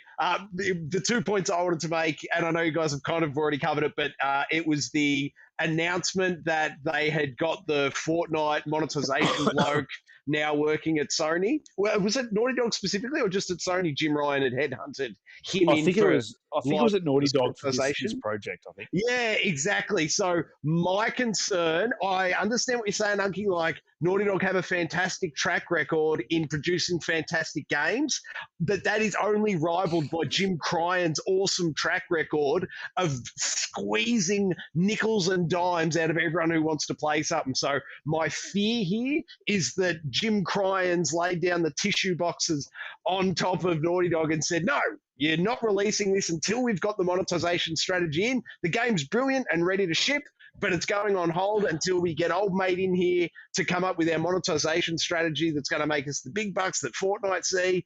And then the game's got to be reshaped to allow for the battle passes and the whatnot. And as I was saying, I love Fortnite at the minute. I love the skins I'm able to buy. I love, even though I won't be purchasing them, the ridiculous Doomslayer dances and stuff. Like, there is a whole lot of fun to be had there, and I understand that fun is made by having that monetization strategy, but I fear that there is the chasing the almighty dollar over allowing Naughty Dog to release a multiplayer game that was ready to go, but Jim Cryan, I fear, is just putting business in front of gaming. Fellas, your thoughts on that? And I apologise if I'm repeating points you've already made. Nah, so I'm the opposite way. I think Naughty Dog's so big and such a good developer for Sony that I think, especially someone like Neil Druckmann, who loves to tell a great story. So I don't know if they would almost. I think they're big enough to say no to that. I think they have the ability to say, no, we're not going to put something in a game if it's going to be detrimental to the game experience itself. So I don't know if that's a reason for it being delayed per se. Like, I think with a game that's live service, you do need elements, especially if the game is going to be free to play. You do need elements that are going to make you money. And being a franchise like The Last of Us, I think you'd be stupid essentially to not put elements in there that are going to make you money or to make consumers spend money. So I don't think that's a bad move by them. I don't think Jim Cryan Ryan's going to have enough pull to be say you have to put this in your game, because I think Neil Druckmann would say if he thinks it's detrimental to his game, he's straight up saying, no, that's not going in the game. And I think he's got enough pull within that Sony sort of hemisphere to say, no, that's not happening. So I don't know. It could be different. It could be the fact Sony go, no, but I think they have a lot more pull than a lot of these other developers when it comes to that with The Last of Us, with Uncharted, that he has the ability to say no to some of these things, and he's only going to put it in the game if it's going to be, positive towards the game experience that he's putting out. So that's my thoughts anyway. Fair enough, fellas. Bully, sorry, any counterpoints to mine or any additional thoughts there? No, I think we covered it pretty well. As I said, it's one of those things that you can see. I take on board what Unky's saying with Naughty Dog's track record, but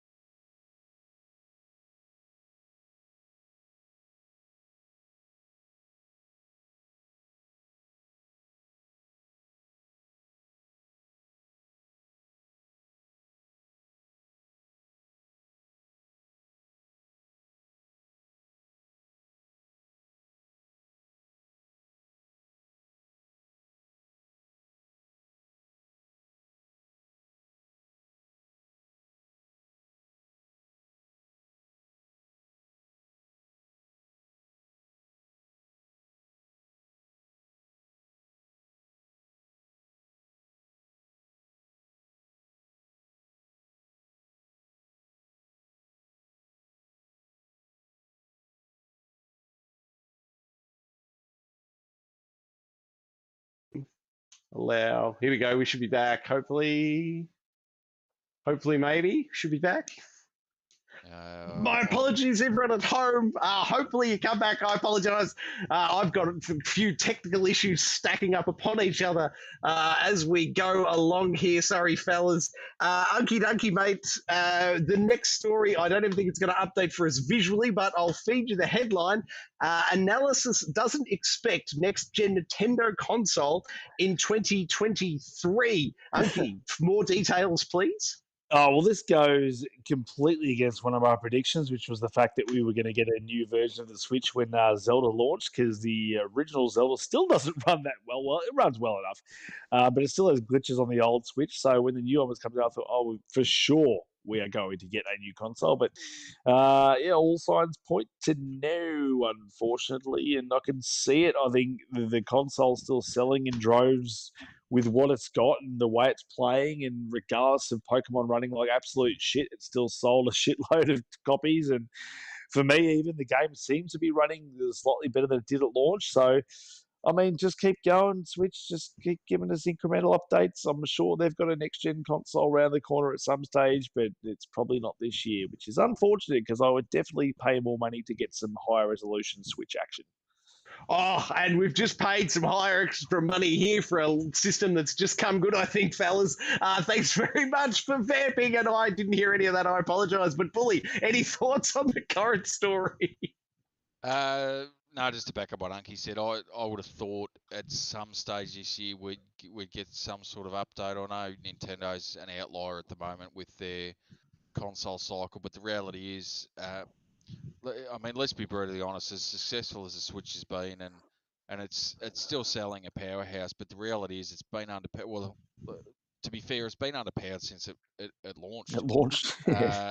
Let's be fair, and it's just gotten further and further behind to the point where, yes, they do have their first party exclusives, and they do have a selection of other companies that are working with them almost on an exclusive level. But the stone cold reality is that a lot of the bigger budget games that are coming out that are cross console for the PS5 and the Series XS, they basically can't run on the Switch, and if they do, it's at a terrible frame rate level. The graphic fidelity drops and all the rest of it. So I really don't understand. I don't know whether Nintendo's sort of sitting there going, do we go out with a Switch version 2 in the vein of the Wii U, because we all know that bombed, or do they just sort of sit in the fact that, hey, we're still pretty much outselling both the PlayStation and the Xbox consoles at the moment? Do we just ride this wave like they did with the original Wii and just ride it as long as they can? And I guess I'd sort of look at it and go, if they really want to get back into that competing with those two companies, which is not something they've necessarily tried to do over the last 10 or 15 years, they really need to get a wriggle on with the next release, whether it's a Switch 2 or whether it's an iteration. I know we had the OLED version that came out, but something that's a bit more high powered that can start sort of running some of those cross console games. Is otherwise it's going to get to the point where they're just going to be solely relying on essentially first party games, and we saw the result of that with the Wii U. It just dies a slow death over a period of time, and the reality is that what we want out of the Switch? Probably not, because as much as it's underpowered, it's still, for what it is, it's still puts out some pretty good quality games, some enjoyable games, even though they're graphically not quite up there. There's still some good stuff coming out for it. It just needs to run better. I agree, fellas. Here's my take on this particular article. If you can see there on screen, I've highlighted. This is Piers Harding's roles, research director at Ampere Analysis. That's the company and the person who have come out and said this. And my assertion is this article is an absolute red herring. This is nothing but a marketing pull for Ampere Analysis. They are saying something outrageous that will get a headline like, it's not coming this year. I think there is no chance Nintendo aren't releasing it this year. This is old mate coming out early in the year when there's not a lot of news happening, just saying something outrageous in order to grab a headline and pull some eyeballs to his analysis firm.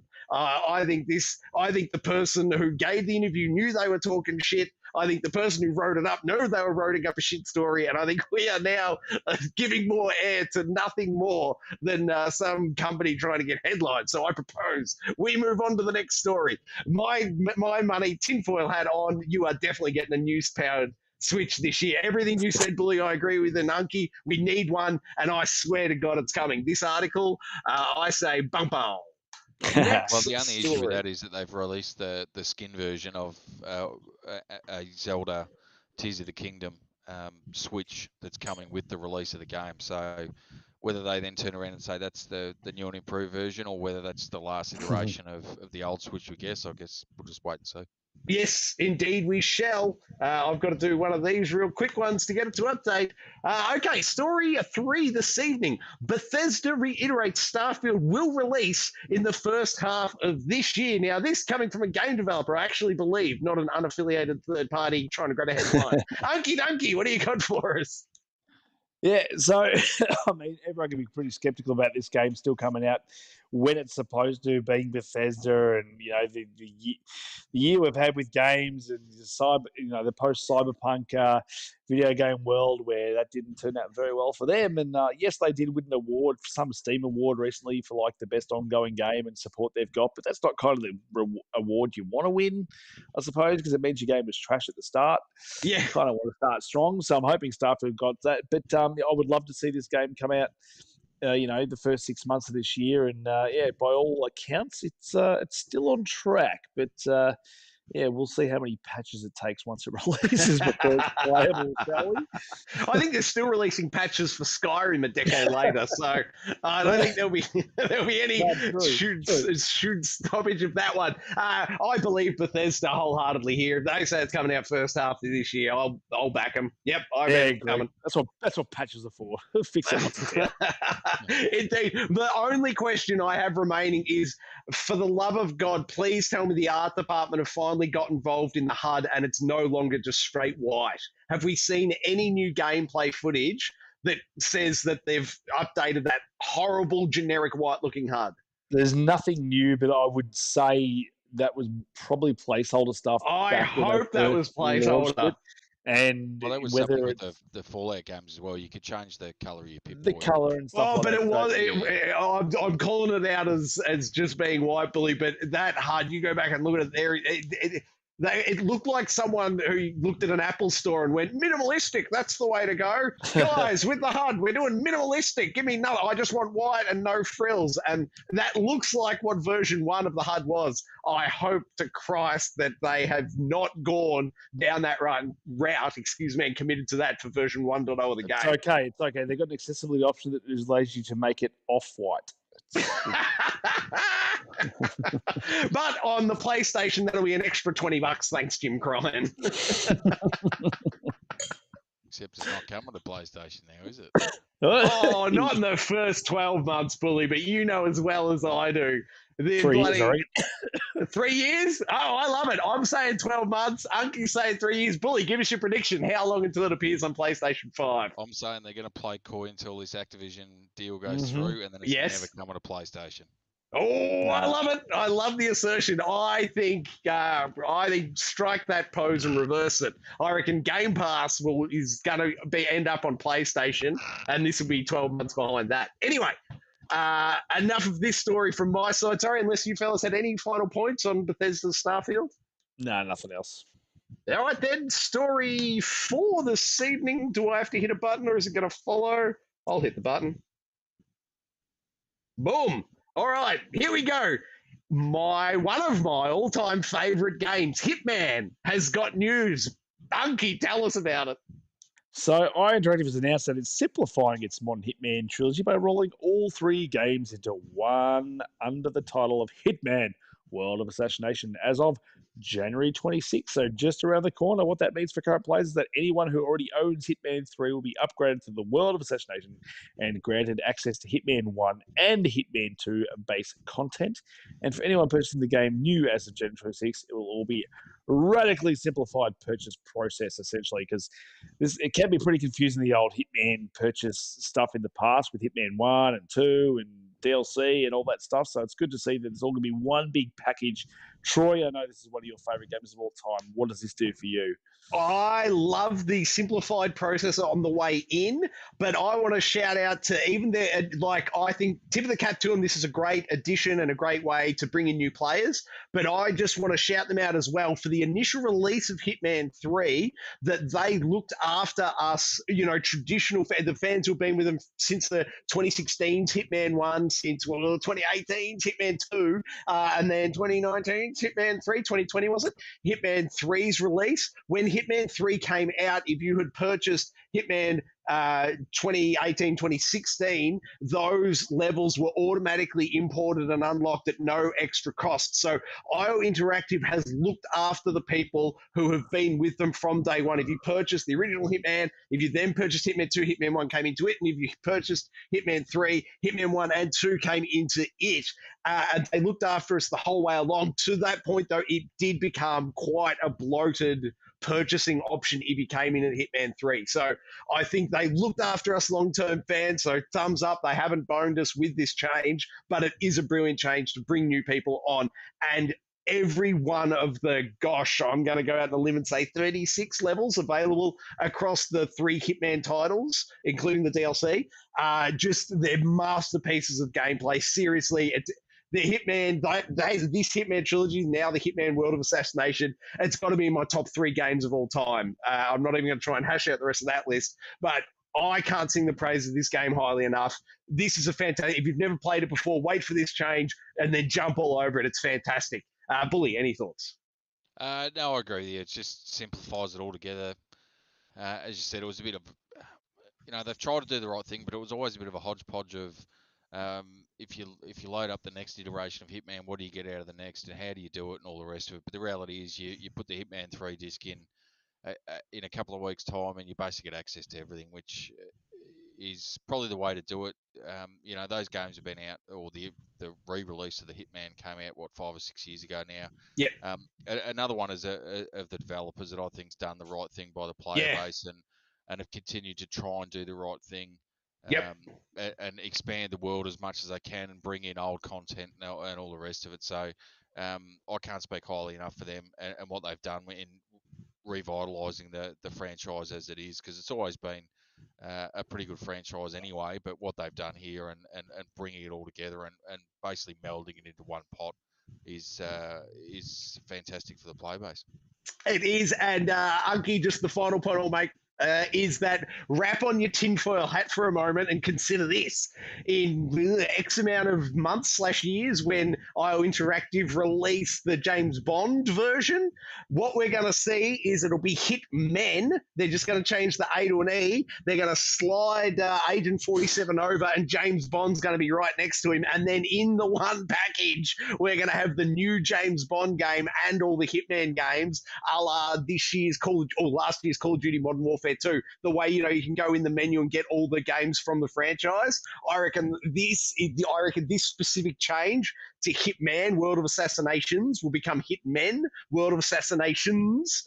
We'll get this, James Bond will appear there next to 47, and it's going to be, pick your poison and go for it. That's my conspiracy theory as to another reason for this change. What do you think about that, Unky? I think I should have put your tinfoil hat in a standoff tonight. Bully, any thoughts on the tinfoil hat addition there? Wait and see. I never know what to expect with your tinfoil hat. I don't know what electricity it's attracting at any particular time of the day. A broken clock's right twice a day. I'm not sure a tinfoil hat's ever been right. Anyway. Moving on, story 1, 2, 3, 4, 5. This evening, is the browser going to update, or do I hit my button? I'm hitting my button. There we go. All right. Oh, now that's going to be one I can't fix. So you're just going to have to take my word for the last word in this sentence being Sony at CES 2023. Everything announced. That says announced at the end. I promised. Unky, take us through it. Mate, this article should read, controller finally released for Troy's man hands. Old man hands, I should say, because I haven't seen a whole bunch of this article about what they announced at CES today, because it's usually more of the technical mumbo jumbo stuff. But there was a new accessibility controller announced. I think if you scroll down, there might be a photo of said controller there. So more in line with what Xbox is doing with their accessibility controller. They've finally got one coming out. I haven't seen the price on it.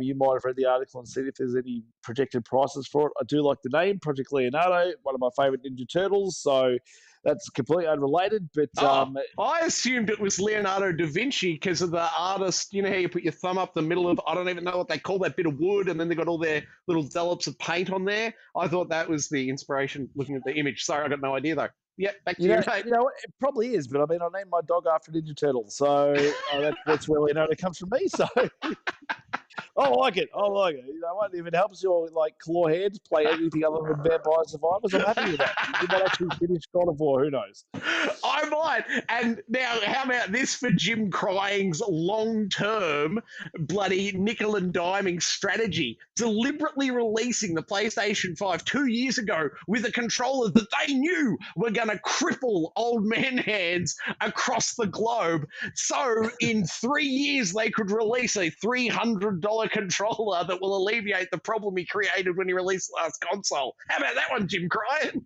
That's okay. That's why you've also got a PSVR 2 that's worth more than the PS5 because you don't have to use your hands as well. So there you go. Nickel and diming you all over the place. Left, right, and center. He's like number one. I don't know why he purchased a monetization strategy from another company. Like, that dude's the king, surely. Anyway, sorry, Bully, your thoughts on the Leonardo controller?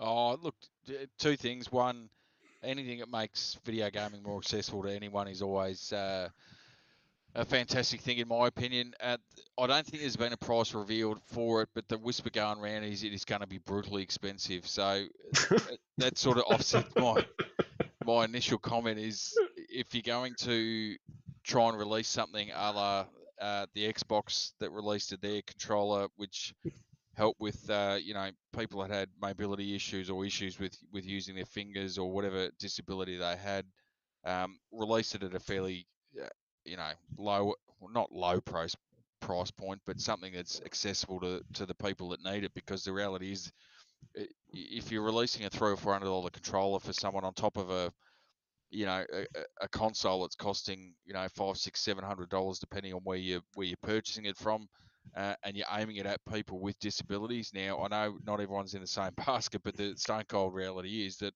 a lot of people with disabilities have got other ongoing medical concerns and issues that they need to pay for. So if you're trying to aim something at that market that's already struggling financially, I don't know how you think this is going to be successful, other than the odd sort of person that might be able to afford it. That's my take on it, I guess. Yeah, and you may have seen Troy just giving thumbs up to the screen. That's not actually Troy giving thumbs up. That's just the shape of his hands now. So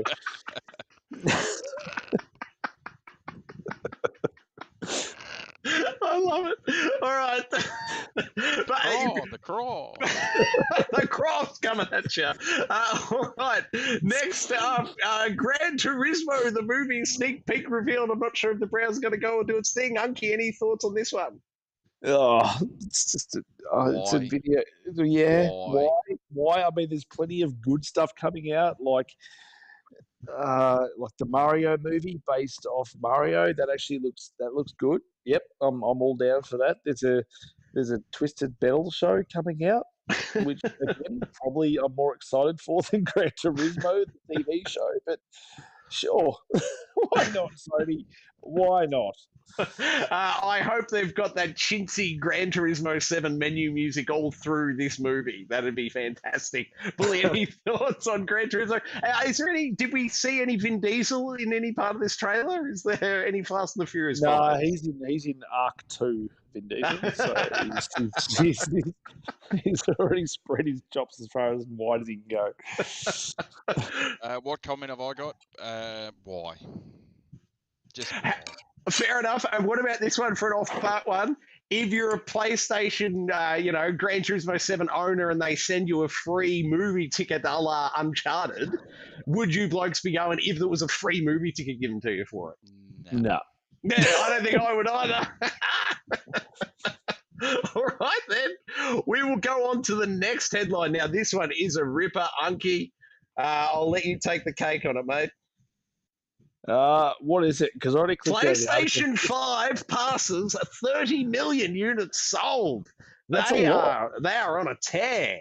They're doing well. I mean, Jim Cryan, he's doing something right. Is he crying all the way to the bank? Clearly, bloody oath he is. He's doing something right. I mean, either he's doing something right, or at least they're releasing good games, which is not him. It's the developers making those games. So, you know what? He can thank Naughty Dog for that. I think once that TV show comes out, he's going to make him a whole lot more money. So, and Insomniac, come on, those Spider-Mans. Ooh. Oh, Insomniac. We're getting Spider-Man 2. We're getting Wolverine. Those there. Oh, some good games. I think that's what he can hang his hat on, and he's got nothing to do with that. Fair enough, Bully. Any thoughts from you on the old 30 million units sold? Well, let's be honest. The the reality is they've had a shortage over, and I know the pandemic was responsible for it, but the reality is over that same period, if they had had the stock there, given that everyone was locked down in their houses pretty much across the world, they could have sold twice that amount. Let's be fair, and I don't think it's the fact that old Jimmy Cryan's doing anything right, or the developers as such. It's just the world we live in at the moment is they're scarce, and it's one of those things that if something's scarce, it becomes a sought after item, and people are prepared to pay for it and put the extra effort and time into getting something just so they've got one. You know, so I don't know whether how much that's sort of feeding into it as well, as just the fact that they're actually releasing some half decent content as well. But I guess we'll see over the next sort of 12 or 18 months, once they sort of start to get that cycle up of being able to keep up with demand, how they sort of move on with that, whether they go on and do another 30 million in the next 2 years, or whether it sort of drops off, or whether they can surpass that. It's probably a bit hard to judge where they're at with that at the moment. Once things sort of peter out back to some sort of normality, we'll get a better assessment as to what their sales are actually at. And just a final point, Bully, did you have anywhere the numbers on the PlayStation 5, the millions of units yet to be delivered by Amazon? Do you have that figure there anywhere? Oh, if it's Amazon delivering, they'll tell you to be arriving next week, and you might get it at some stage Christmas next year. All right, perfect. I believe it's the final one. Gran Turismo 7 is getting PSVR 2 support. And wrap your heads around this, fellas. Jim Cryan is not making you pay for it. I can't believe it. Knock me down with a feather. Gran Turismo getting free upgraded content to support the PSVR 2 unit. I didn't think this day would come. It makes me wonder how low their PSVR 2 pre-order numbers are, how many units they've pre-made, and they're like, holy hell, we're going to be sitting on 80% of this stock. Bully's pretty one, so that makes at least 3. Okay, but answer me this, Bully. Do you own a copy of Gran Turismo 7 to get this content? No. No, but you can't wait for the TV show, though. So I think what I take from this is it's a great sign that gamers are speaking with their wallets. Gamers are not pre-ordering the PSVR 2. And if we see them buckle on this, Gran Turismo 7 getting PSVR 2 support, and then if you read in the details, it's a free upgrade, and then they lopped with it. Beat Saber is coming to PSVR 2, which everyone assumed. Note the free upgrade's not available to that. And if you remember all the way back to the first time they announced no backwards compatibility for the PSVR 2, the whole outrage from me was my favorite game with PSVR 1 was Beat Saber, and I refused to buy all that DLC a second time, which is what I think they're double dipping. And I honestly believe what you're seeing right here, this is a marketing question being put out. Does giving them Gran Turismo 7 as a free upgrade move the needle enough on the pre-orders that we can still charge them for Beat Saber? Or by releasing those two data points together, if the free Gran Turismo 7 doesn't move it, making up numbers here, they've got 80% of stock yet to sell that they've pre-made, and they're hoping, maybe with this announcement it'll go to, we've got only 70% left to sell. But I'm hoping, maybe the needle only moves to 75%. They're like, shit, okay, now we're going to have to give them Beat Saber 2 as a free upgrade and all that DLC, because that is their number one game, month after month after month, ever since the PSVR launched Beat Saber. It is the number one selling game. That's Jim Cryan's biggest cash cow to turn on for PSVR 2. They've signaled it's coming. They haven't said that it's not free, but they also haven't said that it is free. Excuse me. When they've said that the Gran Turismo 7 content's free. So to me, reading the tea leaves, wrapping that tinfoil hat a little bit tighter, I think we're seeing marketing experiment 101 right here.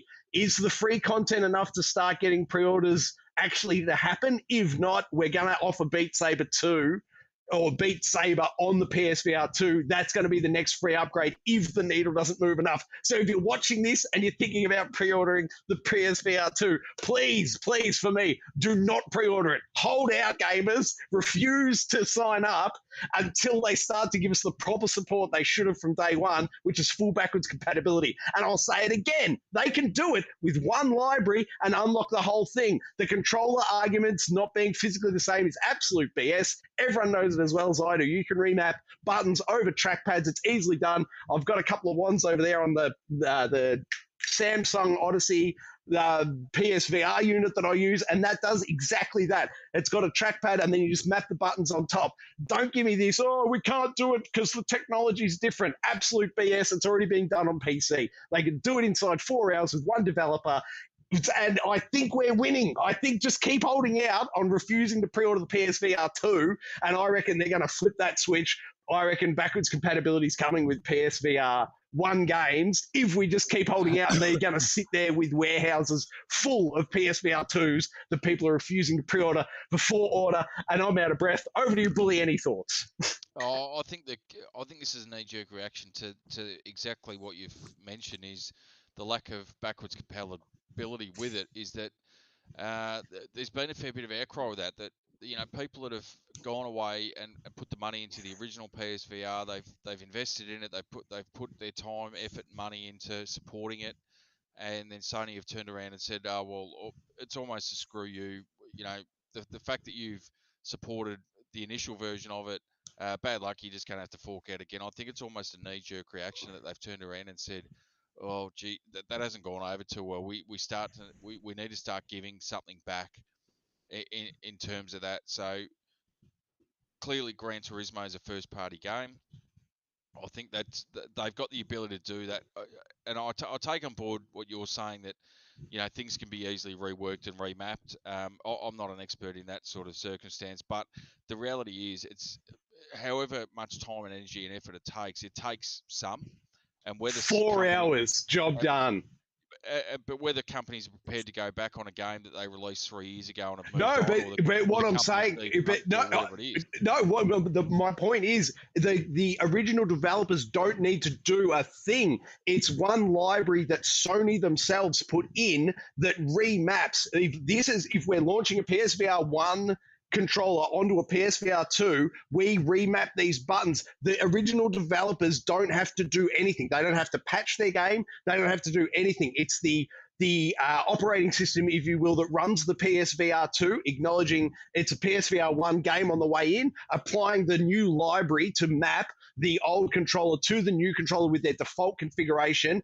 Away you go. Developers don't need to get involved. Yes, if the developers wanted to, they could go and customize it, but they could unlock every single PSVR game 1 with a default remapped button controller that makes perfect goddamn sense if you overmap the buttons on the trackpad, which, as I said, has been done for years on PC.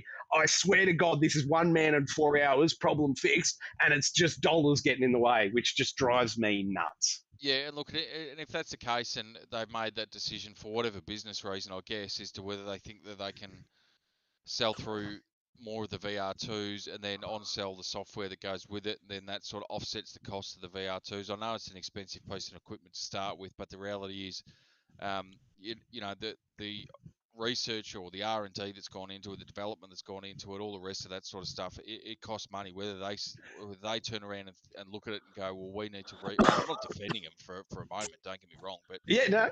Whether they sit there and think, look, we need to recoup our costs in some way, shape, or form, and the fact that the pre-orders and the pre-sales have been fairly soft might have almost hardened their stance a little bit on it, because then they turn around and say, well, gee, we've tipped X amount of dollars into getting it up to a point where we can release it to the public. What we're seeing so far is that we're not going to recoup those costs. Yeah. At least in the initial Well, short term, and they may get it back long term, but the short term at the moment certainly not. And maybe that's why they're looking at it, going, we need to resell some of these old games. If I could jump in just on that point, man, Moore's Law from YouTube has done an analytical teardown on the component cost. Obviously, to your point, mate, R&D we can't speak to, but the physical breakdown of the component cost of the unit that will be released, that they've announced the full specs for, he has stated is a 30% profit to Sony on every unit sold from a component standpoint. R&D ignored, and I don't know how many millions/billions they put into it, but for every physical unit they sell, just on the components that you are buying, Sony are making a 30% profit. Sorry, back to you. No, and that may be the case, that, and I suppose we don't know what the R&D is. So if you factor that in, does it make a small profit for them? Does it make it a break even, or does it make them a loss? That's certainly something we don't know at this stage, and that's probably the hard part of it, is that that they would know internally what they're looking at and what their margins are and whether it's a break even or a loss. So if it's a break even or a loss, then they need to make some money. And again, I'm not sitting in defending them, but the reality is that if that's the way I would see it, is the way that, and we always joke here about, Jim Ryan and his nickel and dime and his carry on and his make money at all costs mantra, but there's also the business that goes into it. Is if they're breaking even or losing money into it, they've got to look at it from that business perspective and go, well, hang on, we really need to resell some of these old titles, or we need to do what they've started to do with some of the PS4 to PS5 upgrades is charge a small amount to get it up to the current version. Now, is that cost, when you look at it across the board, is that something that can be justified? I don't know. I guess that's up to each individual person to look at. But the reality is that if they can see a small way of making, and it might be the $10 per software upgrade, that's their profit on it. And you're then relying on someone buying, 5 or 6 upgrades for their existing PSVR, and then if they do that, that's $40 or $50 profit per uh, PSVR, and that's where their profit lies. And then they hope on top of that they grow and sell more. Again, not defending him for a moment, but without knowing the full business costs of it, it's hard to make an assessment as to whether they're doing the right thing, whether they're doing the wrong thing, whether they're doing something that just business-wise has to be done because there's no other way around it. My final question, then, I would assert the math equation becomes this. If they don't do backwards compatibility, which I assert they could quite easily, and they say, no, we're pushing forward, we're going to keep the 30% profit on physical units sold, R&D cost ignored, we're going to make the 30% profit on the unit sales, we're going to stand firm at that price, and we're going to charge you to rebuy Beat Saber and all the DLC, and we're going to charge you for everything because we refuse to pay the one developer 4 hours to enable backwards compatibility. That would then unlock the thing. Like, my assertion would be, pay the developer the 4 hours, take it in the teeth, and let people like me, customers who have a 47 game VR library, who have said a hard pass on upgrading and not getting that library. Whereas you, Sony, keep your 30% profit, keep the price exactly where it is, turn on backwards compatibility, and then you've got me as a day one customer. And how many people are sitting in my boat, die hard VR players who are the absolute people that want PSVR 2, but at the high price point and zero backwards compatibility, it's a no sale. Either drop the price and then I'm a maybe, or keep the price where it is and include backwards compatibility at the bloody floor basement price it'd be, and I'm in day one. Like, my gut feeling is there are way more gamers in my camp that feel burnt by this, and that I firmly believe long term, if Sony don't buckle, refuse the backwards compatibility, keep their 30% profit, I think this thing is dead within 12 months. PSVR 2, and then your R&D costs however many millions or billions are just gone. That's game over. But leave the price high, but turn on backwards compatibility and get how many hundreds of me, like your backlog of, oh shit, there's 80% of stock we haven't even been able to sell to pre-orders yet. That'd go overnight. If you had a backwards compatibility overnight, bang, all the pre-orders are sold out. Now we've got to wait 3 months, 6 months for next lots of shipments because you've spoken to the gamers. That would be my assertion. That's where I really feel it's going to go. Sorry, over to you. Again, without dragging out too long, I guess the counter argument to that is Too late for that. Oh, sorry. If you're, as we've discussed, we don't know whether that's a 30% profit or whether that's a break even or a loss at the end of the day. Once you put all the costs into it, so if they're looking at it going, that's a break even or a loss, and we're going to automatically open up the backwards compatibility to people that might have 5, 10, 15, 20, whatever it is in their backlog, are they then going to use that back catalogue to justify buying the new one and then not really invest in some of the new software that's coming, which then hurts them long term? It's one of those things. And the other point that you sort of look at is, in terms of backwards compatibility, is that you look at Xbox and they trumpet that backwards compatibility horn left, right, and center, but the reality is that the analytics will show that there is a very small percentage of people that actually take advantage of the backwards compatibility stuff in terms of the games and using their back catalogue when they're playing on the new system. Most people will then move on to new software and new stuff that's coming out. So I'd sort of look at it and go, well, what they need to do is, yes, they can open that up, but how many people is that A, going to appeal to, and B, how is that going to then translate into new software sales, I guess? So you can make the argument either way that you want to make it as to whether they're making money out of it, losing money out of it, or whatever it is.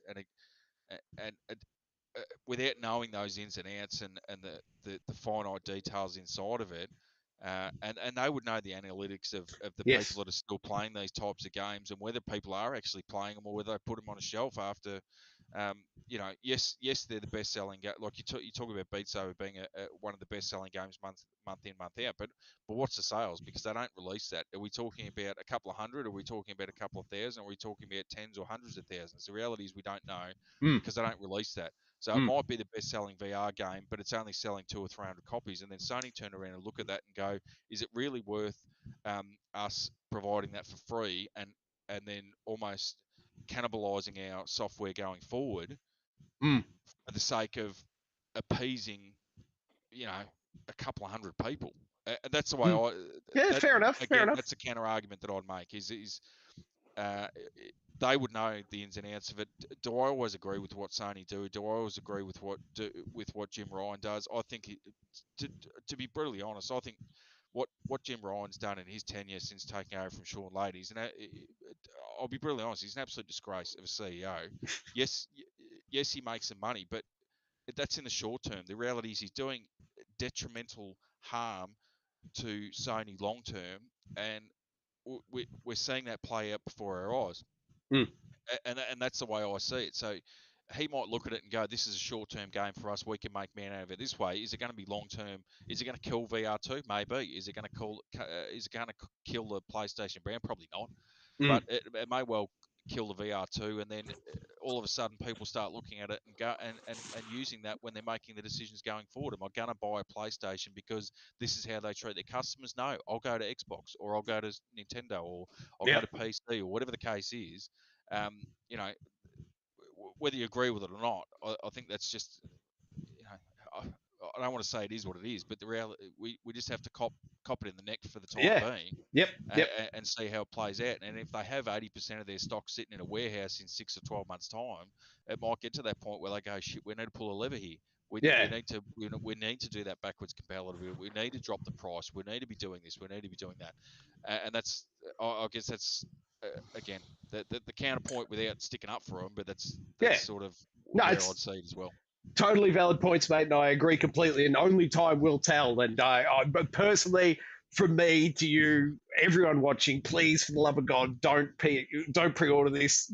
Really hold their feet to the fire. Bully, go ahead and cancel yours. I know it's with Amazon, mate. You can get a 2-for-1 deal. Cancel your pre-order with Amazon. Heard PlayStation VR2. Well, all right. So, I've learned my lesson. I haven't pre-ordered it through them, so we're good to go. Very good. All right, that's the end for the news stories. My apologies to everyone who thought I dragged out my high horse and settled it way too long. Over to the new releases for this week. You'll be happy to know there's a very short list here. Unky Dunky. What's on it? Thank God I got a short list because that went for a while. We've got Toy Soldiers HD on Switch, January 3, 2023, and we have We Are the Caretakers. Got no idea what that is. Xbox Series X and S, Xbox One, the PC on January 6, 2023. That is it. I think there's good games coming later in the month. If you watch the next couple episodes, you might actually see them. I've got to say, Xbox exclusive. We Are the Caretakers. They are the caretakers of gamers. That's what you need to take from the last news segment. All right, let's move on, shall we, to everybody's favorite segment. Who will fight?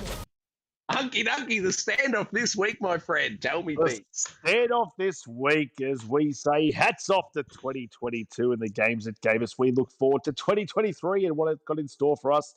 So we're looking at the best hats in gaming, whether that be iconic, memorable, or useful, or just the way they look. I don't know. You know, everyone loves a hat. It keeps you cool during summer. I don't know. It's summer here in Australia, so we're wearing hats a lot, whether they be backwards, whether they be front. Doesn't really matter. Sideways, if you like. We're going to list here. So number one on the list, Troy, is hopefully you can see it on screen there. Pokemon trainer hat on screen. Unky, please tell me you can see it, mate. Pokemon trainer hat. I can see it on stream. This is Perfect. pretty. This is, as far as like the standpoints go, this is probably more of the iconic. I wouldn't say it's useful, apart from keeping your nose clear of the sun, but it's definitely iconic in the fact that Ash Ketchum used to wear this in the Pokemon series. Our Pokemon protagonists have worn it in the past, and it's very well known amongst the gaming community. This is the Pokemon hat. It's there, it's red, it's white, it's glorious. You boys got anything you want to say? I am not a Pokemon player at all. It doesn't do anything for me. Bully, thoughts? Sounds like a hard pass from Bully. Yeah, hard pass for Bully. I think he's had too much talking about Jim Cryan and PSVR2 that he's got another tab open and he's cancelling that pre-order. Oh, let's bloody hope so. So number two on the list, we have Parappa the Rapper, the beanie. Again, one of those iconic things. It's like, it's Parappa the Rapper. Yeah, the game. Did I ever play it? No. Did other people play it? Yes. Do I know what the Parappa Rat beanie is? Abso-freaking-lutely I do.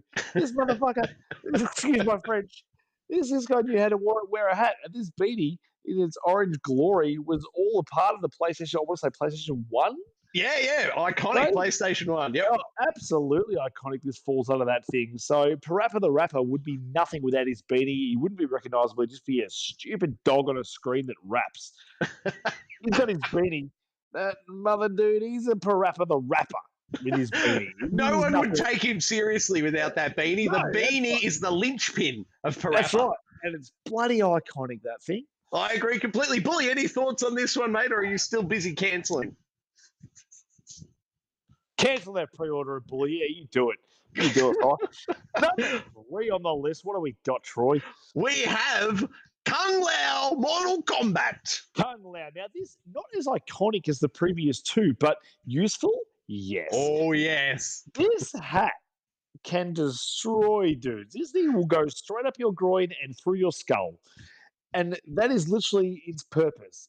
It'll kill you. It looks kind of cool as well, but I mean, its main purpose is to murder the hell out of you, and it does it well. Circumcise and behead all in one. Bully, are you back for any thoughts on this one, mate? No, Bully. What? I mean, Billy could probably step in there, twin, but he's still not available either. So let's move on then, shall we? We've got Dirk the Daring. I loved this game back in the day. We've got what's the game actually called? Dragon's Quest? No, Dragon's Quest. Dragon's Lair. Dragon's Lair. I remember because it was a quick time game. We had to sort of hit the buttons at the right time to get Mr. Dirk through the level. But no matter what, every time you died, that hat, the thing that he wears, was always on the screen. Yeah, you might be a skeleton. You might be dust, but that thing remains the whole way through the game. It is iconic. It is. I wouldn't say it's useful because you die a lot in that game, and it does not need to pitch you whatsoever. But it does its job of being iconic. And like you know the character. Like even if you've never played this game before, I reckon everyone's seen this character and recognised him by the way he looks. I would now. I'm going to be testing your knowledge on this one. I think haven't we seen Dirk and his helmet in Fortnite? I reckon we might have. I reckon he's available in there at some point, probably 2 seasons back or something crazy at this point, though. But like it's one of those odd games that not a lot of people have played, but sort of people know that character. And if you play the game, that helmet is definitely iconic when it comes to the way he dies, and it is always on screen no matter what. I think the only time he ever takes it off is if you finish the game, and then Dirk takes it off and shows his glowing locks, and he's the prince and hero of all expected all this time. But until that time, he dies a lot of times, and that helmet, that takes number 1 stage. He does. I'm confident Bully's back. He's completed the cancelling of the pre-order. Bully, any thoughts on Dirk from Dragon's Lair's helmet? Pre-order's still there, don't worry about it. No, iconic. I think that's as much as part of as part of the character as the rest of the game is that outfit and the hat or helmet, whatever you want to call it, that goes with it. Again, it was originally an arcade game that sucked the quarters away from you in that opening sort of stage when you're trying to cross the bridge. Yes. Was its initial intent, but I don't think it got any easier after that. So I don't think it was until they brought it out. I think it was like the iPads or something like that I actually played the game and got past that bridge bit for the first time ever. So. All right, next up on the list, Carmen Sandiego. Carmen Sandiego. Where would we be without Miss Carmen Sandiego and that glorious red giant brimmed hat? Like, iconic, yes. Useful, probably not, because it's a. I mean, to go with her outfit, you're trying to find someone who's hiding in the world and she's dressed in bright red. I mean, you probably pick something, unless she's hiding next to a red barrel in a first person shooter, I think you're going to find her pretty easily. So, you're probably going to shoot her face off with the red hat. So, probably better she doesn't wear it. So, definitely not useful, but iconic, yes. I think. Just my shout out to Carmen Sandiego. This is the first Mac game I ever played back in primary school. First time I ever went hands on with a mouse, and it only had one button, but it was Where in the World is Carmen Sandiego. This one speaks to me. It speaks to the nostalgia. I absolutely love Where in the World is Carmen Sandiego. I'm talking about the Mac release from 89 or somewhere thereabouts. I absolutely love it. This is a top-notch entry thus far. Bully, any input? No, but I have to say thank you to Carmen Sandiego and the various iterations of her game for my first direction. I'm not sure I was copping that on the old Mac or the PC back in the 80s, but I was going to say my knowledge of geography around the world, but same take the wind out of my sails if you want. Let's move on, shall we? Oh my god, it's getting late and I'm losing my marbles. The Assassin's Creed hood. Okay, next is Assassin's Creed. You might argue this is not actually a hat, but it definitely goes on your head. Speaking of heads, no, this is definitely it's moved through. Well, I can throw you this out straight away. There was no erection playing this one. Good to know. But So each to their own. I'm not confirm there was one during Carmen Sandiego. So no, this one, even though the Assassin's Creed franchise has moved through different eras, different genres, like it's done a fair bit. One thing that stayed, familiar and resolute throughout the series is the hood. It's always there, even in like the Roman Empire. You can still get a hood and wear it. This is iconic, useful. You could argue it's useful because when you're wearing it, you're kind of stealthy. I think some games it plays more into the stealth than others, but no, definitely one of those ones that, like, as the Assassin's Creed series definitely hinges itself on that hood. No matter what, you're always going to see a hood on your character. Technically, it's on its head. Unless you're playing Assassin's Creed Israel.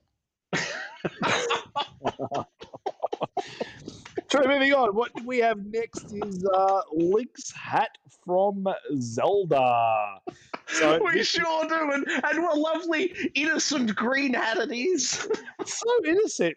This hat, like, oddly enough, like, I don't know if this can get a win because technically they actually got rid of the hat for Breath of the Wild. I know you can get some outfits that does have the hat, but Link does remove the hat in Breath of the Wild. But as far as iconicness goes, this is one of those hats that, yep, you can look at this hat and you know straight away that it is Legend of Zelda. It's Link.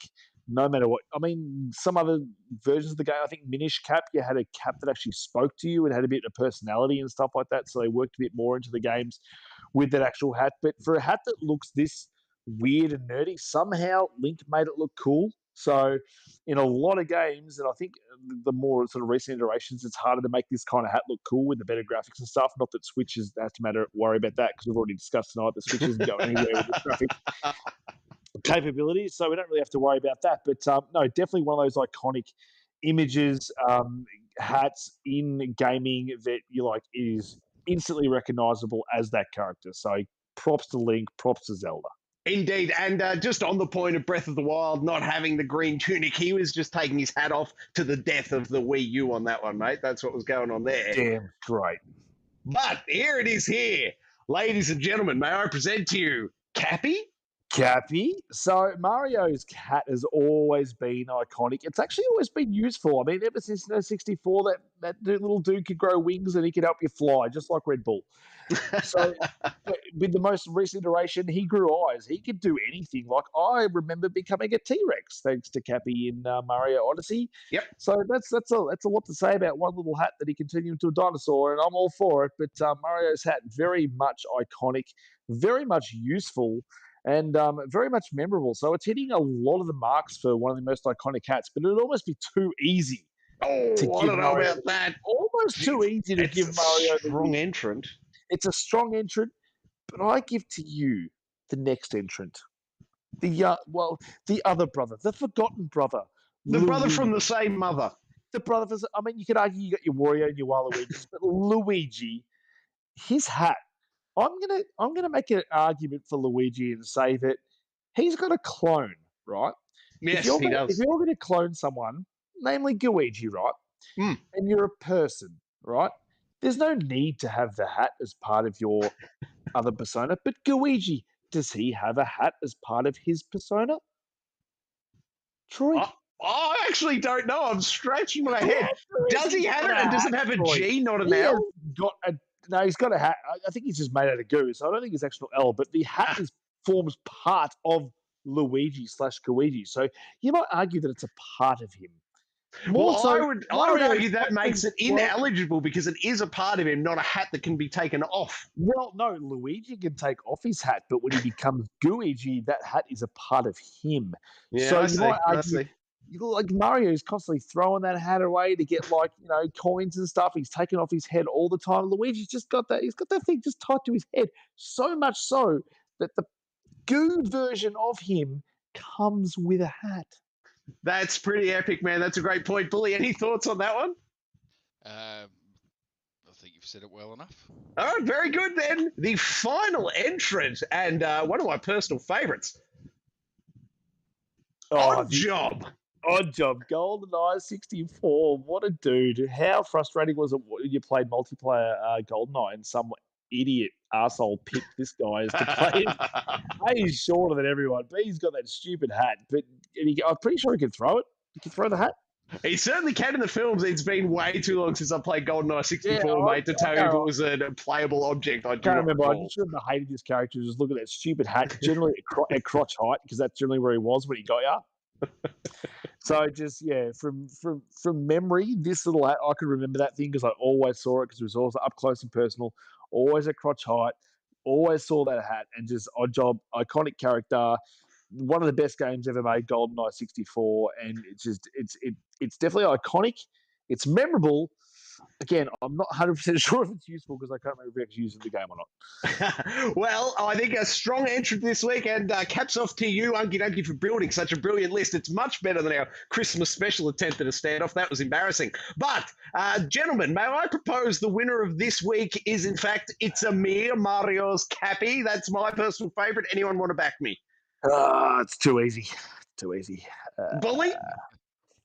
Look, I don't mind the odd job, but let's be honest, that's the N64 version of the modern day Call of Duty camping, and you can go jam it. I would go in terms of iconic. I'd almost go Assassin's Creed and the hood over the Mario Cap. Hold on. Point of order on that one. Did your mate from Assassin's Creed Odyssey, did she have it available? Or is it gender specific to the male assassins? I don't think she had it in Odyssey. Oh, I think we've got to dock you some points for that then, mate. No, I mean, I can see the fact that Mario's hat does win a fair few characters because it is iconic, it is memorable and useful. It does hit all three. But it was one game.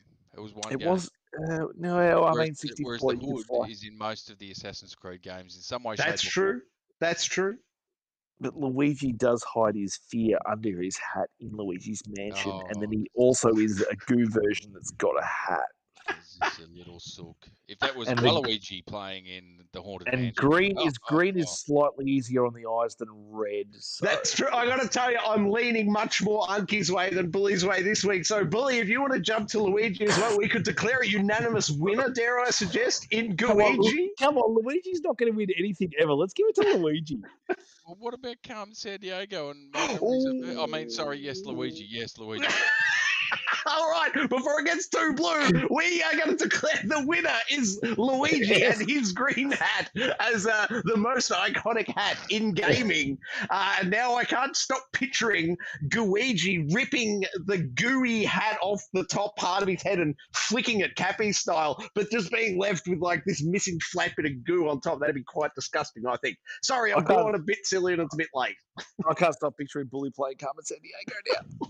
Oh dear. Okay, I think that's going to do it for this week. Oh, yeah. Thank you very much for joining me, Unky Dunky. It's my pleasure, mate. Great stuff, mate. Fantastic standoff and great work on the news. Thank you once again for your help each and every week on building this fantastic show, mate. Couldn't do it without you. Bully, sir, thank you for coming along this evening. And my apologies for terribly breaking your camera input throughout the show. No, that's all good. But I was just going to say, just before we go, I might jump into the chat there. We've got a couple of. Oh, of course, segment 4. I forgot. Wait. Oh, my apologies to everyone. Of course, segment 4 is audience interrogation. Bully, what is happening in that YouTube chat? Please catch us up. Well, I had to, because Tigaro actually said at the start of the show that he. I had to make mention of this because he said at the start of the show that he wanted the audience interrogation to be much longer in 23, and he would love more opportunity to interact with us as we're sort of going through. So I have to leave that open for him. So there's a couple of comments on the back of that one. Obviously, he was pretty happy with that. We've got. On top of that, we've got Lee Maroney and his PC Master Race. I don't think we're going to get much PC talk out of the three. Yeah, just another mate from work. He loves it. Hold on, PC Master Race. He does have access to Carmen Sandiego, and we don't. He does, and tissues. Well, just to Carmen Sandiego. It's just a separate thing. We'll move on from that. And he also said he doesn't like The Last of Us, so I don't know how much we're rating his. Oh, God, I'll have a word. Yeah. I'll have a word. Don't you worry about that. Tagara, he also said when we were talking about Final Fantasy games, he put 278 hours into Final Fantasy X, beat the final Aeon, and so that's a fair effort, I would have thought. Yeah, tip of the cap. I salute you, sir. That's brilliant. What else have we got in there? We've got well, Tigara was the only one in there for a little bit. He was trying to hold up everything, and then we got a bit of Sean Games on the back end of that. Hey, Sean Games. He was keen to go and see the Gran Turismo movie when and if it is released. Although there's a bit of conjecture in there because there's no character in Gran Turismo, so I don't know how you get the movie out of it. And he's also keen to go and see the new Avatar movie that he's going to go and check out in the cinemas tomorrow. So let us know how you find that one. He was a bit shocked that I'd never actually seen any of them and don't really have any interest in it. But hey, feel free next week to change my mind if you jump in there tomorrow and find that it's something spectacular. But that's what we've got for the chat. Thank you. Sorry. If I can on that point, Sean Games, I am so keen to check out Avatar in the cinemas, mate. I will be checking that out, not immediately, but hopefully before school goes back. So in the next few weeks, I hope to be right up there with you. And I will give you my thoughts, mate, when they are available. And Tigaro, was it wishing for more integration into the show, Billy? Yeah, he was. Well, so I can say on that point as well, I don't have the final, sort of technical implementation in my head, but I am conceiving of a way where we can have it as a constant part of the show. I'm thinking a lower crawl on the bottom of the screen, which will enable us to ping off it as we go far more interactively than having it as a fourth segment at the end. Sorry, Billy, back to you. Yep, certainly we can do that. Otherwise, I'm checking it through the show. The other way that you can jump on with us is at our Twitter channel, at Geek.A. That's monitored multiple times a day. So jump in that we'll throw up when the show's going to go live. If you've got any questions or comments or anything that you want to throw to us at some stage during the show, throw that into the comments on Twitter, and I'll certainly be checking that as well, and we can throw that to both Troy and Unky as well. Yes, that's right. And of course, Bully's Let's Plays will be coming out over the next coming days on the channel. Keep your eyes for those. And of course, Let's Installs each and every day coming out, weekdays, coming out on the channel. That is going to just continue as we move forward. So keep coming back for Let's Installs Daily, Bully's Let's Plays, and G.E.A, of course, Thursday nights, 8 p.m. right here on Geek Aloud. We are off duty. Unky Dunky, my friend, tell me, what else can you do with the channel? Like it, subscribe it. You'll never miss it. Oh, that was luck. Hey, that's not it.